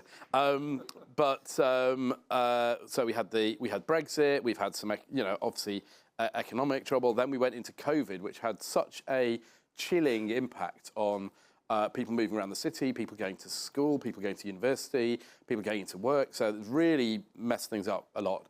And then we've come out of that, and I think there was a feeling that London somehow is going to gently sort of slip into a sort of second-rate position, that we're not the sort of top city in the world anymore, that we're sort of going to let New York be the top city in the world, that we're getting on with stuff, but we're not as amazing as we used to be. So I say, well, I was going to say a rude word then. Please don't. No to that. Absolutely no. We want to be the #1 city in the world. There will be a few cities that emerge as the big global trading centres in the next sort of 20 years. And we are in that race. We are absolutely in that race. We are ahead of New York on things like artificial intelligence. We've got more AI companies in London than they have. We're ahead of New York on legal, on insurance. We're neck and neck with them on financial services. We're not far off them in terms of TV and video production. We're #3 place in the world for TV and video now. That's a huge, big growing industry. We're ahead of them on green stuff, on environmental stuff. So actually, you know what? Why not have that ambition? London wants to be the best place in the world to grow up, to get into work, to start a business and to do business and to grow businesses. Starting with that, we want young people to be ambitious. We want them to think about the jobs that we have now, and there are a lot of job vacancies in London, the jobs that are coming in the future, including these new jobs in fast-growing sectors, but also to think about the businesses they may want to start themselves and things they might want to get into in driving those businesses. We've always been a bit of a cheeky, insurgent sort of city. We're a city that has a go. And I want to make sure we capture that spirit and push for it harder. So I'd say our future is brighter than our past, believe it or not. We think our best days are ahead of us. And we want to make sure that all our young people across the city have part of that. Alex, I mean, the Deputy Mayor is extremely optimistic about the future, and I hope everyone is, but it's not easy actually being, you know, a youth right now in London. You're, I know, a bit of a rising star. You're MFL Employability and Skills Ambassador. You're a Year 13 student. What do you think needs to happen in London to be more attractive or just to help a lot of the youth? Well, I think there are a few things that the Deputy Mayor touched on, but I would like to explore. So he said how we're getting these new jobs in growth industries. But when I hear that, I sit there and go, great, but what does that mean for us? Because when I started out and I wanted to go, I'd like to work in public policy. I really want to go and do something that's impactful. Then, perhaps 10 minutes later, I sat down and went, so what exactly am I supposed to do? How exactly is one meant to go and change the world? Or at least change a tiny bit of what makes something of such a big city such as London? And through the Mayor's Fund, I've been able to get a work experience at the Bank of England. Not necessarily the fact that the people there were incredible and I learnt skills, but it's because I was let into that door. Just seeing what's behind that big iron gate that if you walk down the street, you can see there, but you can't go in. The building has 50 security cameras surrounding it, but I was able to go inside. Having that moment, that ability to just go in and see was that main thing for me. And then once you've gone in and seen it's a great environment, then you can actually go, okay, I can talk to this person, then they'll tell me what are the sort of educational things I need. I can talk to this person, and then I know what experience I need. But you need to be let indoors. And if we're not, then we have no idea what it is that employers want from us and what we can then do to help support London. So in terms of support, Alex, and you know, you laid it out very clearly. Does it need to be organized? Is it support that needs to extend from the Mayor's office, or is it businesses and, you know, organizations like the Bank of England that need to do more also to communicate with youth? I mean, I think it's a few things, but on its fundamental level, it's about people. When I started year 12, I had this moment of I want to do something. So I was 16 years old and I just walked into my school's head of safeguarding and was like, I want to build a mental health center because I've seen the number of people who want to do that. And as I said that, half the people in this room immediately took a step back in their seats and went, okay. But I thought about it and I presented her with this idea. And the fact that she did not laugh me out the room was incredible. Then, 2 months later, when I went and saw the funders and they saw a 16-year-old, or 17 at the time, looking back at them, they didn't immediately laugh me out the room. It's great to talk about this idea of youth voice, but also when young people are here saying, I have this idea, then taking them seriously. And now, I think John Lyons are in the room, they've helped fund this project, it's going to happen. Hundreds to thousands of young Londoners now going to get mental health in my community. And all of that happens because there is one person at the beginning who actually cares enough and believes in you enough to give you that shot. Deputy Mayor, what can businesses... You're right, that does deserve a round of applause. What can businesses and employers do more to support some of the initiatives put in place by the Mayor?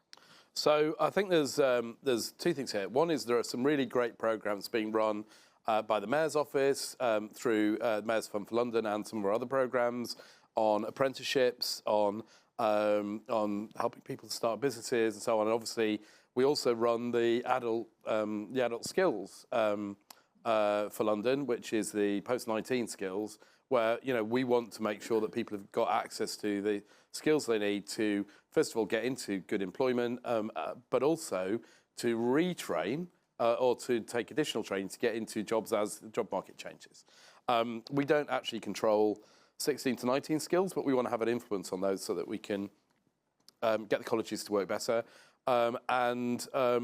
Also, we're working with national government on what's going to be the new National Jobs and Careers Service, because your point about where do you go for the first bit of information. And if you're lucky enough to have parents or friends of parents who know about the sector you want to get into, or just about how to go through the process of applying to do an internship or writing to somebody who has work experience, or just that engagement.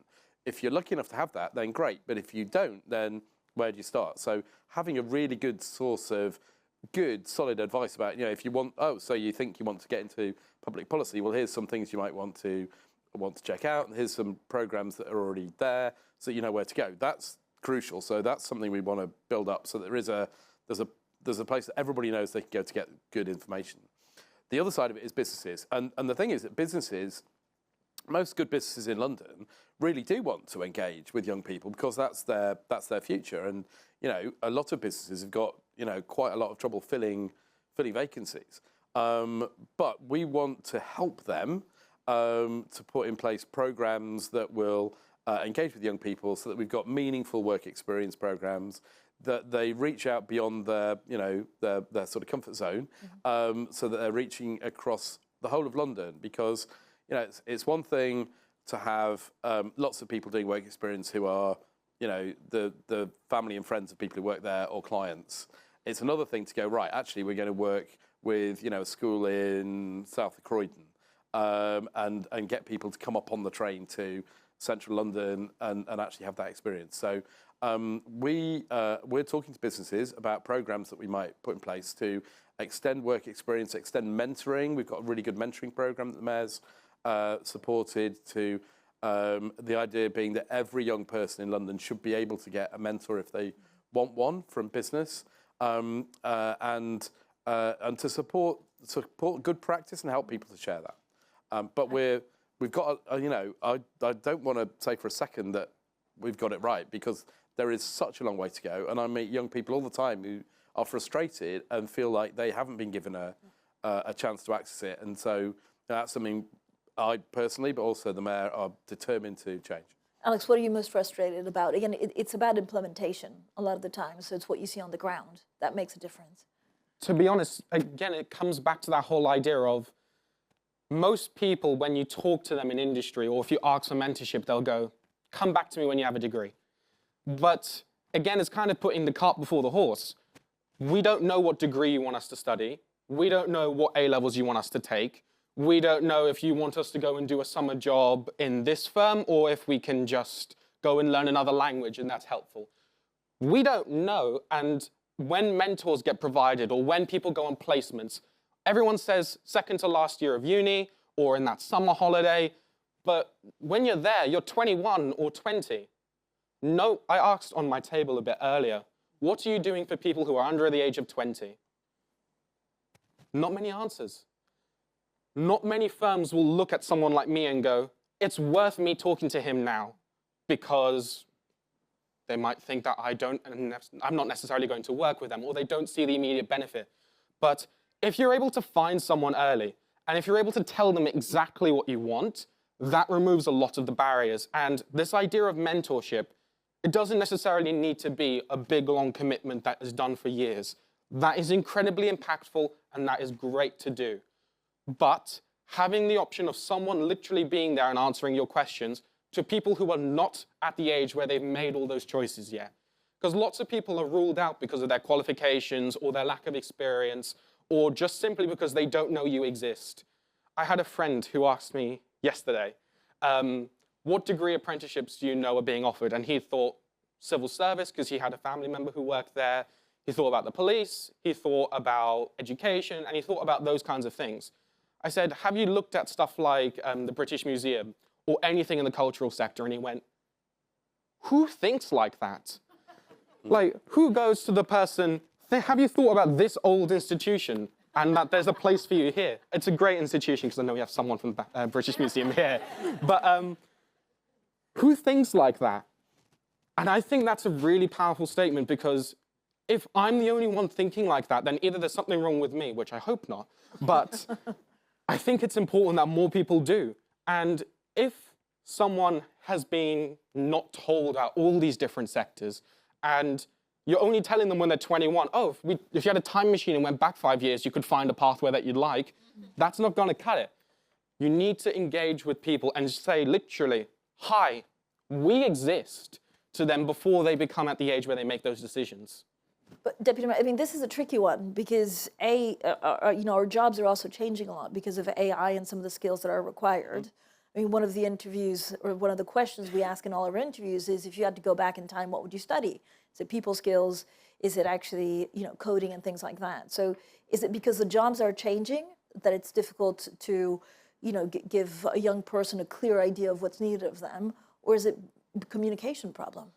I think it's a little bit of both there, because if you ask a business, if you talk about sort of 16-year-olds, like I said, if you ask a business, what are the jobs that you're going to be recruiting most for in 5 years' time? A lot of the sort of information-based businesses, so in the legal sector, in things like media, even on the computer and the tech side, would have maybe an idea, but they wouldn't have a clear view. Oh yes, no. In 5 years, we're going to lead loads of people who do this, because things are changing, and that can be obviously very off-putting.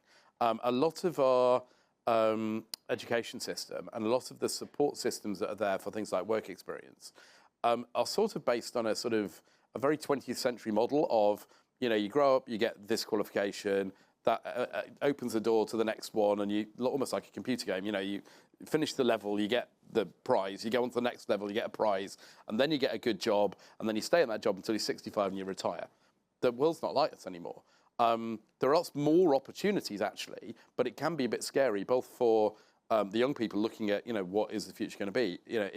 If you think that you might have 3 or 4 different jobs, you may actually change career in that process, and that transferable skills are going to be the important bit. But it's also it's out of the comfort zone of the teachers and the parents and the people that are advising as well, because that's not their experience. So we do need to get a lot more clever about how we talk about, sets of skills that people will need, rather than necessarily, funneling people into a particular career. One of the things that we're working on with the Mayor's Fund, which I can't really talk about yet because we haven't announced it, but we are we're amongst friends. Something that will very much target exactly this. So giving young people opportunity to try a few different things from 16, in fact from 12, up to finishing school, so that by the time they finish school, they have tried some different stuff. Right. And it breaks my heart, it really does, when I hear people who said, well, the whole work experience I had, but, until I finished school at 16 or even at 18 was a week or 2 weeks. And a lot of kids in London do work experience in the school. That can't be right. Where they just moved sort of to the admin office for 2 weeks and then come out again. That can't be right. And there's not enough good quality work experience. And I also think, I was the chair of the East End Community Foundation. One of the things we spent a lot of time looking at is how we make sure kids from the East End, have a chance of getting the good jobs that are in the city and Canary Wharf and so on. And one of the things I used to say to the young people say, well, oh, I did my work experience last year, so I can't do anymore. It's like, yeah, you can do it in the holidays.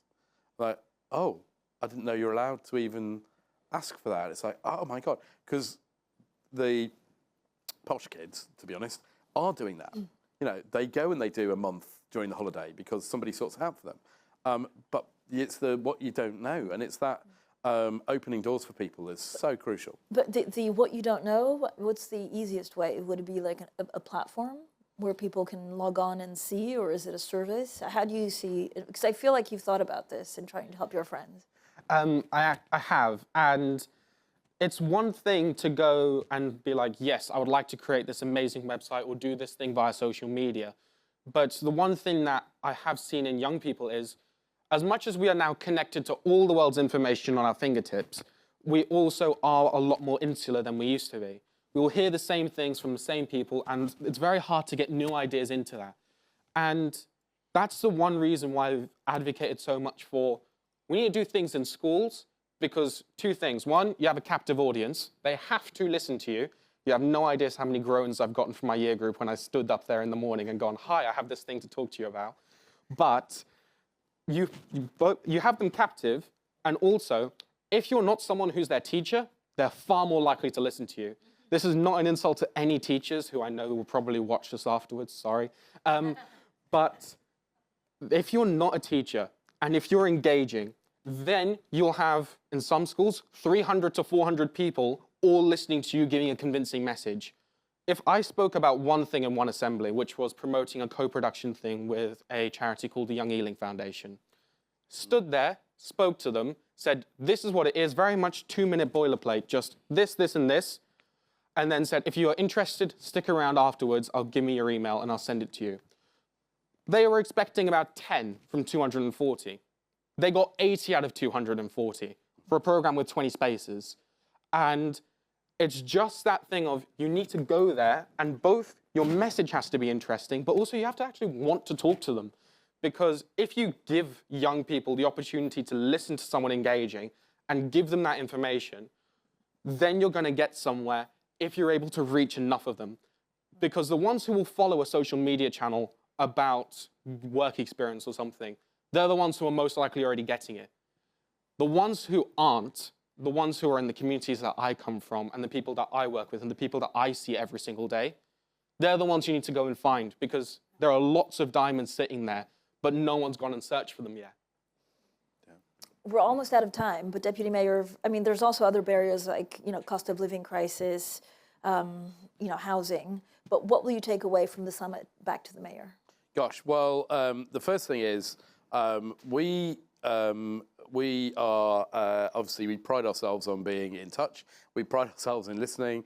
But the most important thing is to keep going back and checking because, for example, post-COVID, the way people move around the city, the people's mental health issues, which have, we've had a lot of mental health issues since COVID, and this is a very long burn thing. It's had a big impact on the current generation of young people. And coming back and listening to young people about what it's actually like really being young, being 16, 17 out there. I mean, you're obviously, you're an extraordinary young person, but you are among people and listening to them. And that's the most important thing for us, because then, for us, there's no point in us spending money on a program that's not going to be effective. This is an investment in the future of our city. This generation that are now at school is the generation that is going to have the next big challenge on climate change, the next big challenge on global politics, next big challenge on technology, and the opportunities as well to make our city the fair and green and prosperous place we want it to be. But only by investing in them can we make that happen. So we need to listen to them and also to help them to get into the place that they need to be. Well, thank you both for a fantastic conversation. Thank you.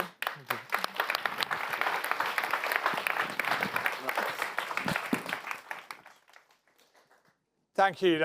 Thank you so much, Francine, for steering that. And Alex, that was really incredible. And Howard, I know you've been dashing around the globe last week, so thank you so much for coming and making time for us today and setting out the agenda. Another round of applause for that wonderful conversation. So while we're rearranging the chairs, so we've heard about what young people might need and the support that they might get through the previous panel session. We've now had a bit of dialogue between young people and policymakers thinking about, okay, how's this going to come together?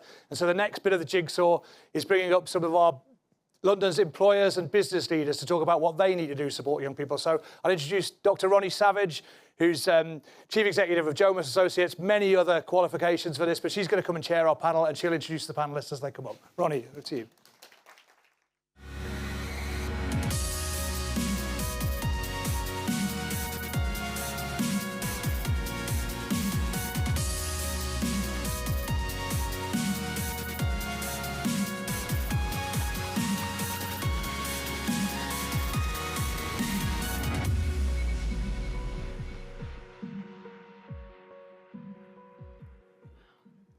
What a rich discussion we've had so far. Good afternoon, everyone. I'm delighted to have this opportunity to chair this panel discussing a topic that's very close to my heart, which is closing the skills gap of today and enabling the workforce of tomorrow. This topic is not only close to my heart because one day these young people will be shaping the world that we all live in, but also because I know that if we can hand over the world to competent hands, it means that we can all retire at some point in peace. Many of you in this room will be aware that skills development amongst young Londoners facing the biggest barriers has been a long priority for Mayor's Fund for London, which I'm extremely proud to be a trustee of.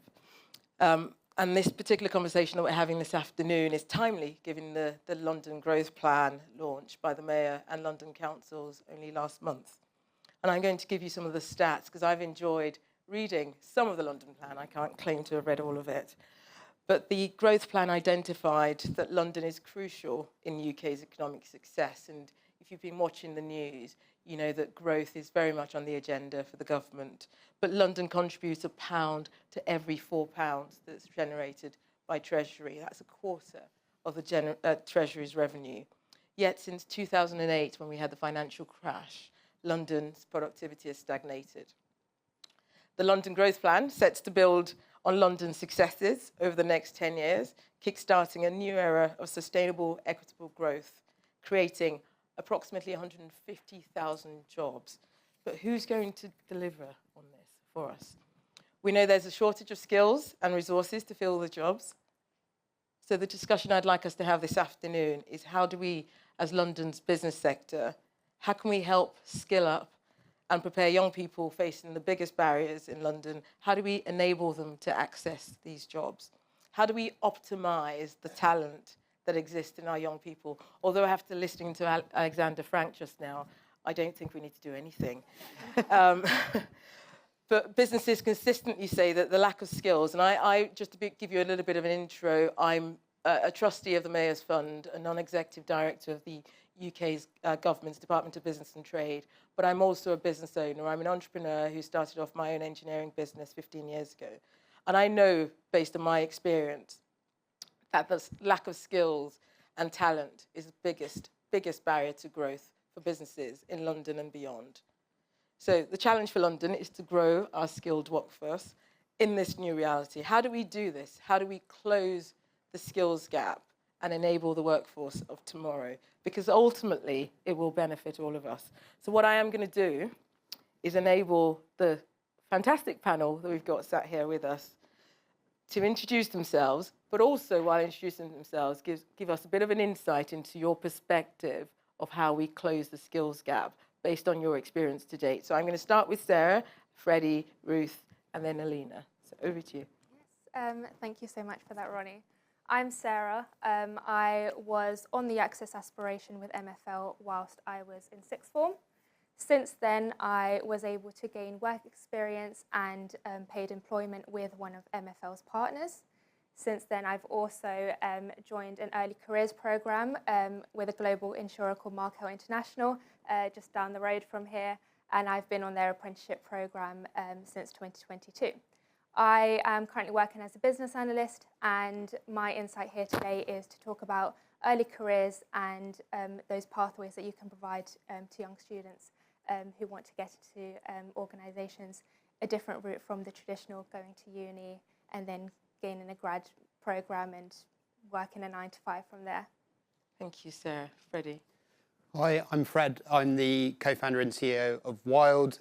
Wild's mission is to help customers remove single-use plastic from their bathrooms with innovative, refillable personal care products.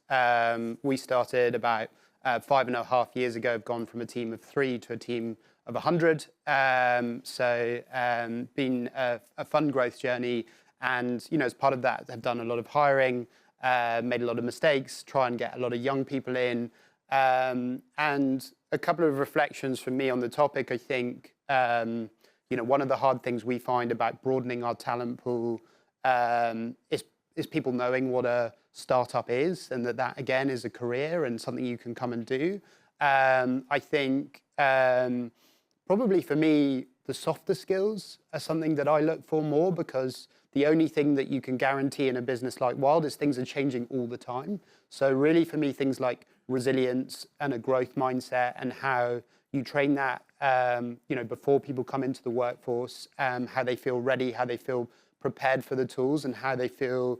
You get a lot of opportunities with a company like Wild. It's growing really, really fast, and the great talent is able to adapt and grow and flourish in a business like ours. And so it's really encouraging those mindsets. Of course, AI, digital, data, these harder skills are important, but we invest a lot in L&D, and we put a lot of, that space is moving so fast, you can train a lot of that. So for me, it's about softer skills and really helping the workforce feel ready and prepared for the chaos that a business like Wild gives people joining it. Thank you, Freddie. Great, thank you. My name is Ruth Dustin, and I know that I'm down today as the Chief Executive of London Heritage Quarter, but I also own my own business, which is known as Primera, and we are a regeneration consultancy. I specialise in the creation and development of something called business improvement districts, which are these small, locally led business partnerships that operate throughout the United Kingdom. There's over 350 of them, and there's over 75 across London. And we have a portfolio of 14 business improvement districts across central London. We generate about £20 million a year, and that's all reinvested back into these very local areas. London Heritage Quarter is a portfolio of 4 of those business improvement districts operating across South Westminster. From my perspective, I've worked within socioeconomic regeneration for a very long time, 30 plus years, and I started my career in East London working in training and education. So I've got quite a strong skills and training background. And my own personal journey hasn't been a straightforward one. I certainly didn't follow the normal academic routes that a lot of people followed. So it has been an interesting path that I've travelled to get to where I am today. So I think my motivation is very much about how we can work with the younger workforce across London, but really providing opportunities for some of those Londoners. And one of the things that struck me in the last presentation with Howard and Alexander was I do think that there is a lot of good work happening amongst the private sector, a lot of opportunities that are being generated within the very large, big corporate organisations. But I don't think we should lose sight of the medium-sized and smaller business community as well. And not always does a large corporate environment suit everybody. I think it's about thinking more widely about some of those other opportunities in smaller workplaces, which sometimes lend themselves better to people's different skill sets. So from my perspective, it's very much about how we can bridge those gaps, how we can make those opportunities much more well known to the younger generation. And I think from a business perspective, how we can communicate more, working with stakeholders like yourself, but also having that direct relationship with the younger community of London as well. Thank you, Ruth. Alina. Hi, everyone.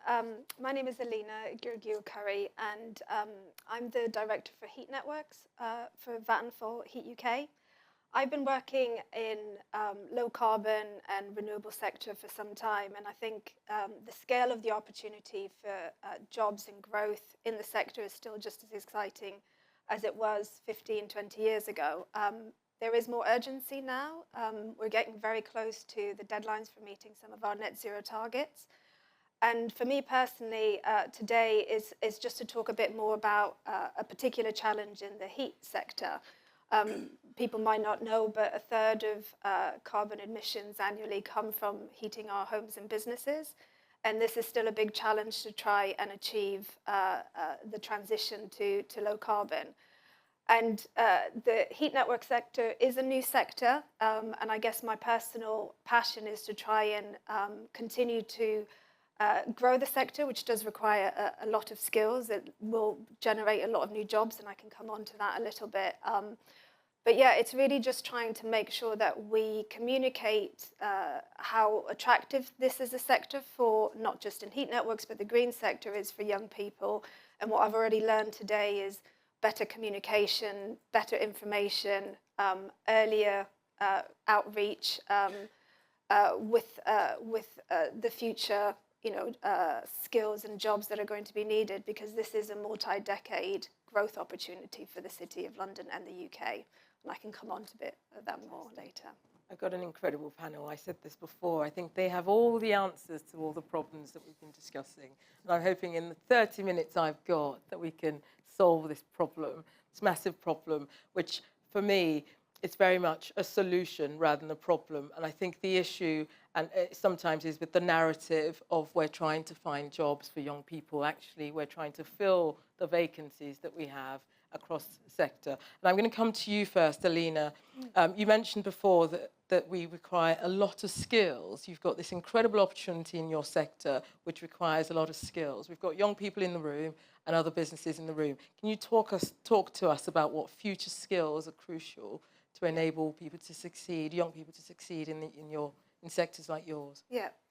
So just to give you a bit of background, in case I think most people might not be familiar with what district heating is. Effectively, it's like a central heating system for a town or district.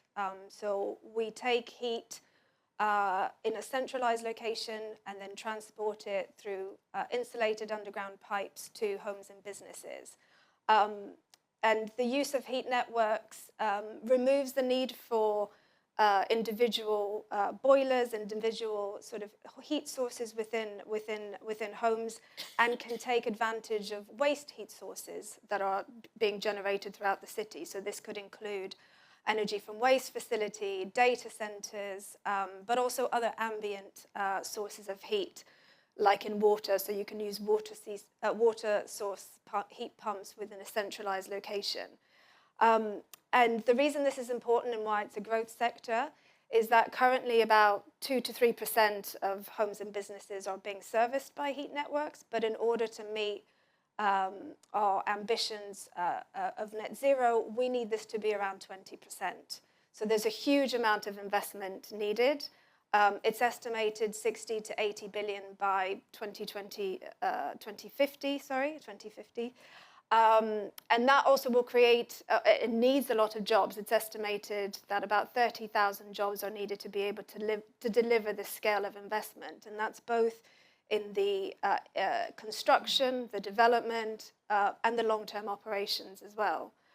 And so in terms of what jobs are important, it's some of the more traditional professional services, project managers, legal, financial, lots of engineering, and then lots of specific technical skills and technicians that are required specific to the sector. And we're at the start of a journey. The sector is new. We need to grow to the ambitions, and the company I work for, we're looking to invest about £1 billion by 2030. That does require a lot of people power, and trying to get those skills and young people interested in these sectors and this particular sector from early on is really important. And I think for us, I've learned so much already today, but we need to work with the experts. I work in district heating. I'm not an expert in how to reach out and get young people and primary school children, which we've heard is important to reach these types of ages. We need to work with the experts in the room to try and get as many people excited about coming into these jobs, which pay well and will continue to be needed into the future. Fantastic, thank you, Alina. Ruth, I'm going to come to you next. So I've been reading up on some of the stats of unemployment in London, and youth unemployment sits at about 17% compared to 14.8% UK average. So a lot higher than the average UK youth employment. What can businesses of all sizes, you're a founder, but also a chair of a couple of organisations, so quite busy. What can businesses of all sizes and sectors do collectively to support the success of young people from all backgrounds? So we're looking at Londoners from all backgrounds. What can businesses do? What has worked for you? I think from a business perspective, as you quite rightly say, we work with a whole raft of different sectors, from some of the really large corporates based here in the square mile, right through to some of the smaller organisations, be they creatives, be they cultural organisations, be they new life sciences. So there's a real breadth of opportunity within these business improvement district footprints. I do think, and I kind of said it in my introduction, I think businesses need to be slightly more coordinated and organised. I think there is very much a silo mentality where they're all doing great things. They're obviously, you know, offering the apprenticeship programme, they're offering mentoring schemes. But I think collectively, what more could they be doing in terms of thinking about those opportunities? But how can they go beyond some of those? Before I came, I obviously made some notes and things. It's almost like a shopping list. You know, we offer the apprenticeship programme, we do the mentoring programme, we do work skills training, we support business startup. But how can we go beyond that and really engage with the younger youth generation? And I think it was Tina Ramdeen in the earlier workshop that I sat in on was talking about how we need to get into schools much earlier. And I think, you know, it's so true. I think we're just not engaging at an early age where we are trying to really inspire and generate that younger population, but not just inspire and generate, but give them confidence to want to try new things, to give them confidence to take up some of these opportunities. And I think it's okay not to know what you want to do. I think it's about trying lots of different things before you eventually land on where you want to get to. But through that journey and process, you're picking up such a rich mix of transferable skills during that process of trialling different opportunities and different things. And why not try something in the cultural sector? Why not try something in the corporate sector? But I think as a business community, I think we need to inspire and instill that confidence in younger people for them to want to come forward. Again, somebody was talking about barriers and people not feeling that perhaps they can come into these large organisations. I think we need to do more as businesses to think about how we break those barriers down, how we can be much more accessible, much more inclusive, so that we can really draw on that pool of what is a very rich and diverse London community. So I think there's a lot more opportunity, but I think businesses need to be much more coordinated in terms of how they approach that. And I think it is thinking a little bit more outside the box. It is being a bit more innovative, and I think it's trialing new ways and new methods of engagement. It's a really rich response, Ruth, because we've had a lot of conversations today around the problems and the barriers, and this conversation is very much about the solutions, and it starts from grassroots. So if I look at the stats in construction engineering where I work, where 16% of the workforce is female and something like 5% is from an ethnic minority background, but you go into schools and colleges and the percentages are exactly the same. We are never going to increase the numbers unless we get more coming through. So you're absolutely right on the sort of grassroots solution, but actually in business as well, thinking about inclusion is so important. Everyone's talking about diversity, but diversity means nothing if it's just a tick box exercise. It's very much about including people within the sort of communities and retaining them in those communities. So very, very rich response there. And I think, you know, for everyone in the room, it's really important that we walk away with a call to action, and that call to action is the solution that we're taking out of this discussion that we're having. So it's not just another discussion. So thank you very much, Ruth. Freddie, I'm going to come to you. I've got you down as a young entrepreneur. I feel like a young entrepreneur myself, but I'm not sure what my 21-year-old child thinks. But young entrepreneur and a business owner yourself, where do you see the biggest skills gaps? You touched on this before, but when you're you've gone from 3 to 100. I mean, goodness me, that's fantastic. But what are the skills gaps? What are you finding that you're struggling with when you're trying to recruit people into jobs? Yeah, as I said, I think, you know, for us, it's kind of people understanding that you can join a small to medium-sized business and what that opportunity can sort of bring. I think when I first got into entrepreneurial businesses, I applied to a company called HelloFresh when it was just starting out.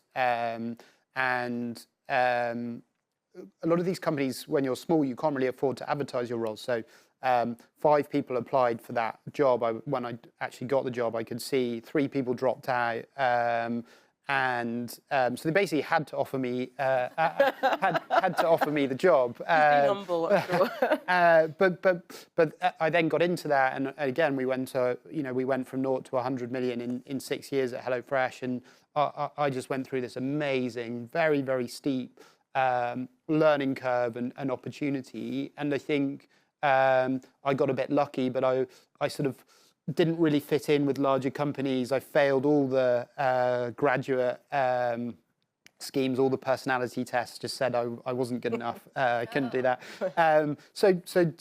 But I think, I knew that there were other non-traditional routes that you could go into, and I was able to do that. Whereas I think a lot of people they're very blinkered on, or just they're not aware of the diversity of jobs and those different careers. And I think what can really inspire that is having role models, having examples, and as I said, trying to sort of tell your story and get people to see that there are plenty of different things that can do it. And we have lots of creative roles, we have lots of data roles, we have lots of financial roles. So there's a whole plethora of skill sets that can come and join a company like ours. And it's a lot about awareness. And then when people are coming to interview, as I said, a lot of it comes down to, and I think particularly for the generation coming up, it's about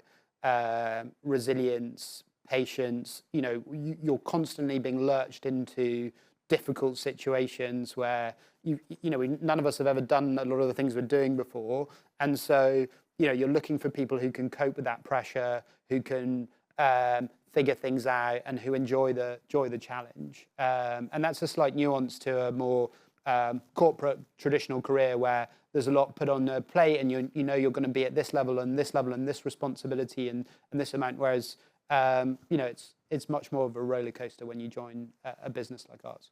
So I'm going to throw you another question, Freddie, because it would be too easy to let you go on that one. But I hear what you say about not putting. I mean, I call it the shoebox mentality. Is that you think that you have to fit into a certain shoebox, and we're all unique and we're all very different. But your response there, and I'm reflecting on this as a fellow entrepreneur. Your response there is saying to the young person, don't put yourself in the shoebox. We understand that you're unique. Come through on that basis. But actually, I'm going to throw this back to you as the sort of recruiter, as the employer, is in that knowledge that potentially the young people presenting themselves to you may not be presenting their best self. From an equity perspective, how do you deal with that as an employer? It's really difficult, right? And I don't have all the answers. And I think really what we try and pull out of people is the personality, and their, do they feel like they've got the energy and the enthusiasm? And we're willing to forgive a lot of, I'm dyslexic, so spelling mistakes or messing up in interviews, nerves, all that stuff. We try and look through it as long as you see those green shoots of this person has got a bit of passion, they want to do it, they want to do the job. And I'm just, a lot of companies now are 100, they would start to put in all these tests and things to screen, and I just really try and avoid that, because I know I would never have got a job if people had screening processes and been able to put me in that shoebox. So it's just trying to keep that breadth, and then being conscious about how we broaden out our kind of talent pool. But I think there is, for 100%, there is still a problem in small to medium-sized businesses where more well-off people can afford to take the risk. They kind of know about the jobs. And so we still have a lot of work to do in our sector to broaden out the talent pool and get more diversity and into it. And that's something we're spending a lot of time trying to work out how we can improve that. Still working. Can I come in on that? Because you were saying about how to broaden the kind of recruitment pool and how not to put people in shoebox. I think one of the important things that we do, and obviously because it's a new sector, people who have the exact skills that you need or just don't exist as many, but we do focus a lot on understanding people's drivers, their passion. Are they aligned with the mission that we're trying to deliver as a company? So for us, it's about enabling fossil freedom and using that as understanding in an interview process, are people aligned with the same vision? We do also talk about the values that we have as a company. So there's a lot of not specific, what are the specific skills, but how are you going to behave in this role and how are you going to contribute to the mission? And I think through those kinds of conversation, you can pull out a lot of things that might not fit a particular box. And I think that's really important to capture in a recruitment process and in a new sector where you do need to train people on the job. People will learn on the job. It's different. It's not the same thing every day, and that does bring in more diversity. Fantastic. Yeah, the other thing we're doing at the moment is we're doing year-long placements. So you can come in, even if you're not been to university, and for us, it's saying, look, come, and if you enjoy it and it works, there's an opportunity. And if it's not quite for you and it's not right, hopefully you've learned something from being part of this environment and you've had some exposure to it and you know what you don't want to do next. So I think it's trying to give a bit more of a lower risk way for people to come and test different things and try stuff at the beginning of their careers and expose them to different parts of the business and see where they go. So we've got someone at the moment, Angel, who joined us. She started in retail because that was all she'd heard of, and actually, she's 7 months in and she's decided she wants a career in operations. So we've kind of moved her across to operations. And I think being able to, now we're at a size where we can just say, you know what, we can see that you've got the right mentality and you're more passionate about operations than you are about retail. Let's make that happen for you and really invest in you for the long term. Great, thank you both. I'm going to come to Sarah because we desperately need to hear from you. So we've got employers here sort of giving their insights into what solutions are. From your perspective as sort of a young person, what do you think employers should be doing? Do you agree with what they've suggested, or do you have other solutions for us? Yeah, I think the points made by everyone else are extremely important in terms of attaining and retaining young talent. I think, as mentioned throughout the day, is the earlier we can speak to young people, the earlier we can, get in and inform them of the opportunities out there, the better it is for them. And I think sometimes that even starts from the parents. There's parenting courses for new parents, bringing their first child up, young children. But what about when it comes to the age where the children are now grown up and they're looking to go out into the world by themselves? How we need to also have that support for parents to then support their children when they're moving into those fields. As someone who started off an apprenticeship, and I've got 2 older sisters who went to university, went down the traditional route, and then attained employment afterwards. To have that conversation with my parents, to sit down and say, I'm not going to university, I'm going into this full-time job, I'm working in this company, this is what I'm going to be doing. It was difficult for them to understand, and they did question me, rightfully so. And I think it was a lot of pressure for me to have to explain to them the reason why I was going down this route and the benefits of going down the early careers route rather than going the traditional route down university. I think if employers or other organisations who support with apprenticeships can create some space for parents to understand and learn about this, rather than it just being on schools and the students themselves, this then means that everyone involved in that person's next choice in their career is all on the same page as well. And I think it again takes away that stress that you have as a young person when you're trying to explain why you're going down this route. I think employers also have the responsibility of making sure that they're using modern recruitment practices when it comes to young people. You cannot, and you absolutely cannot, compare a young person's experience and values and beliefs to somebody who's got 10, 20 years worth of experience. The way that you recruit them, so personally when I was being recruited by the company I work at the moment, they didn't ask me for a CV. And I think as a young person at 18, that was very impactful because it didn't mean I had to, make up, and try and find all these examples from my school career of, why they should employ me. And it's so difficult at a young age to be able to put that on a piece of paper because at the end, a lot of it is through, your verbal experience, so such as, doing presentations in school, the sort of extracurriculars that you had. And it's more based on those transferable skills that are more important. That's making sure that the person that you're looking to employ aligns with the company's values, and that you also align, that the person, as a young person yourself, you also see yourself fitting in with the values and the culture of the company that you're looking to work at as well. Thank you, Sarah. I've got so many more questions, but we're out of time. I mean, clearly what we've heard today is that the future of London, the future of our economy, depends very much on the actions that we take today, not just the actions that young people are taking, but the actions of organisations, and the decisions that we make today are critical for the future of our economy. So it's really important that we all walk away from this today with this call to action and solutions that we all take back to our businesses. Thank you very much. I think it's been a really incredible conversation, and I look forward to actually continuing some of the conversations. It's been really interesting. Thank you all. Thank you.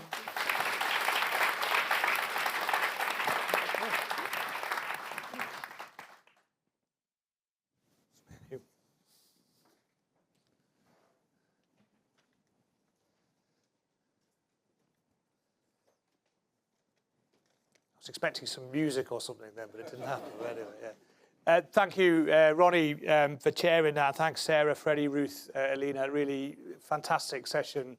As always, there's too much to talk about in kind of 20 minutes, half an hour. But you kind of brought us full circle in some ways from where the minister kicked us off this morning, setting out an ambition and really saying that it's up to all of us to kind of try and create opportunities. And then we heard from young people and leaders in community and in education thinking about what they could do. And then the Deputy Mayor and Alex put their kind of take on it. And now it's come back round to you saying, OK, so great, this is what we want to do. And I hope all of you today have got some, my head's buzzing with kind of ideas and opportunities and connections that have come from this. And so in a minute, when Noah and I have finished speaking, there is some time afterwards for networking, for kind of coming together and sharing those ideas and forging those partnerships. And please do that. Please, not just here, but afterwards. Today, lots of us have talked about today being a kind of starting point, a jumping up point, a chance to connect the dots, all of those kind of things. Don't go out of here and think, right, I'll go back to my kind of normal life and getting on in my own little kind of silo. However good a thing you're doing in there, bring that together with some of the other experience that you've heard about and you've connected with in this room. Think about how you can open up access to opportunities for young people. That came out so strongly. To be honest, I've been in this kind of world quite a long time. Many of you around the faces that I recognise have too. We've been talking about this for a long time. So let's, as Ronnie was saying, let's really push ourselves to action after this. Let's try and think about how we connect those fantastic ambitions around policy that Howard and Claire and Alison were setting out, and think, well, how do we make that a reality for people? Not just for the young people now, but when we talked about play earlier in Chris's session, for the young people who are coming kind of 5-10 years down the track. We've got a real responsibility. All of our team will be around who are here today to help kind of broker those conversations. But to be honest, you can look after yourselves, I'm sure. You can all get on and have it. The food here, as you'll have seen already, is amazing. It's really great. I know some people are fasting here today, but all of the food is halal and as inclusive as we can make it. But do enjoy the hospitality here and do share that time to network. You're all away from your desks and away from emails for a little bit. Use another half an hour to get what you can from it, because it's really been, I think, and I hope you think this too, an outstanding day. Before I hand over to Noah, just some quick thank yous, which I'm sure I'll miss some people. But first, thank you to all of you for being here. You're all really busy people. You've got, young people to work with. You've got businesses to run. You've got policy to make. You've got funds to give out. You've got funds to give out, some of you. But thank you for giving up your time this morning and making the connections. Thanks to all of our panelists and speakers. I think they've been absolutely amazing. Maybe give them another round of applause for them. And again, none of them have asked for payment. None of them have kind of, asked for luxury transport or anything like that. They're all here because they want to help and they want to be involved and they want to share with you. So it's great. Thanks to our trustees. I think this is as half a dozen of them, I think, have been here through this morning, which is really brilliant. Really, you know, trustees doing incredible unseen jobs in organisations. They're kind of behind the scenes, looking at the finances, wondering why things aren't quite going as the chief exec might have said they might go, all of that kind of stuff. So actually to have the chance for them to mix with some of you and hear about our work and hear from young people is really great. So really appreciate that. And thanks, of course, to Bloomberg for hosting us. I mean, what a venue. How lucky are we all to spend our morning here, and how generous they've been, not just in terms of the space, but in terms of the technical support, in terms of kind of holding our hands, in terms of the security, in terms of the wonderful food and everything else. Really, really brilliant. Thank you. Let's give all our team a round of applause, please.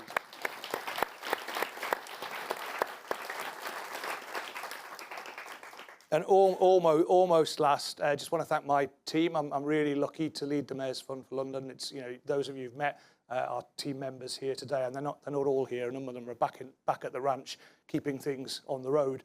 But you know, they're a really wonderful team, and you know, lots of people have said to me today, "Oh, what a great event! Well done, Jim." And well, actually, I haven't done anything. The team have really brought this, particularly Jill and Dan. I don't know where they are; can't see them. It's too dark out there. But Jill and Dan, who some of you will have heard from during this thing, have really done an amazing job in pulling this together. But all of the team, it's been a real team effort. So can I just give a massive round of applause to them?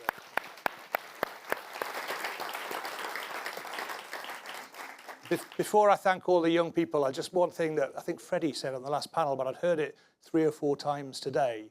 I think Freddie said, I don't know all the answers. And I think I might have said that earlier. Probably Claire said that. Sure, Howard Dawber said it. Like, yes, of course, we don't individually know all the answers. But look at the power in this room. Look at the connections that we've got. Between us, we do know all the answers, actually. Between us, we can, you know, make sure that London fulfills the potential that we want it to do. So thanks for an amazing morning. Before I hand over to Noah, just because he's going to say some thank yous and some final words as well. But just thank you to all the young people who've been with us today and part of this, and bravely put themselves in front of the microphone, made the content that we've used today. Sarah's been there doing social media for us. A young person's been following the photographer around today, learning their trade, really helping us, really shaping this event. It takes a lot to do that, a real lot to put themselves out there and make themselves part of this discussion. But it's absolutely essential, as we've heard time and time again, that young people are not just part of the discussion, but they're leading the discussion. Hope we've managed to do some of that today. On that note, I should probably shut up and hand over to Noah, but thank you all again for coming along. Noah. So just to kind of second what Jim's just said, you know, thank you to everyone that's come here. It's actually an honour to be kind of part of such a big event. We've got this many people here to all kind of talk about young people and the future of us and how we can kind of improve and grow. I just want to leave with kind of one final message. So it's vital that change happens to ensure that young Londoners are given opportunities, not just for our future, but for the future of all your industries, your sectors, and our city. We aren't just the leaders of tomorrow, but with lived experiences, we are the change makers of today, who must be heard, recognised, and given the chance to grow towards success. The decisions and partnerships that we forge today define the London of tomorrow. So thank you.